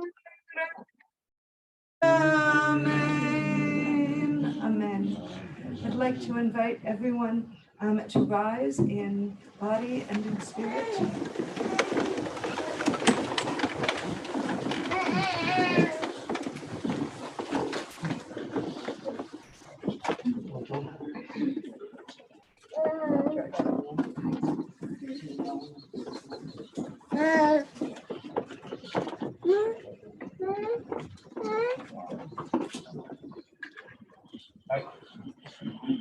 I'd like to ask the pallbearers to please step to the back of the room. And you'll be lined up where we need to be to escort the casket out.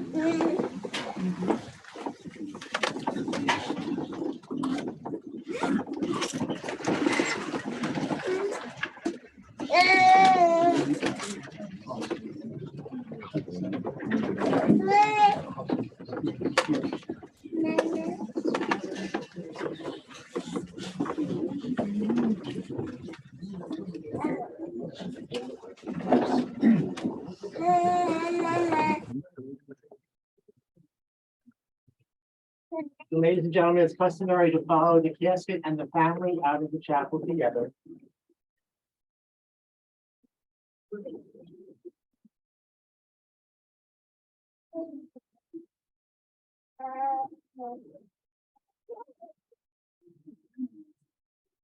Follow right behind, please. And those who are going to the second pair, we can go directly to our card.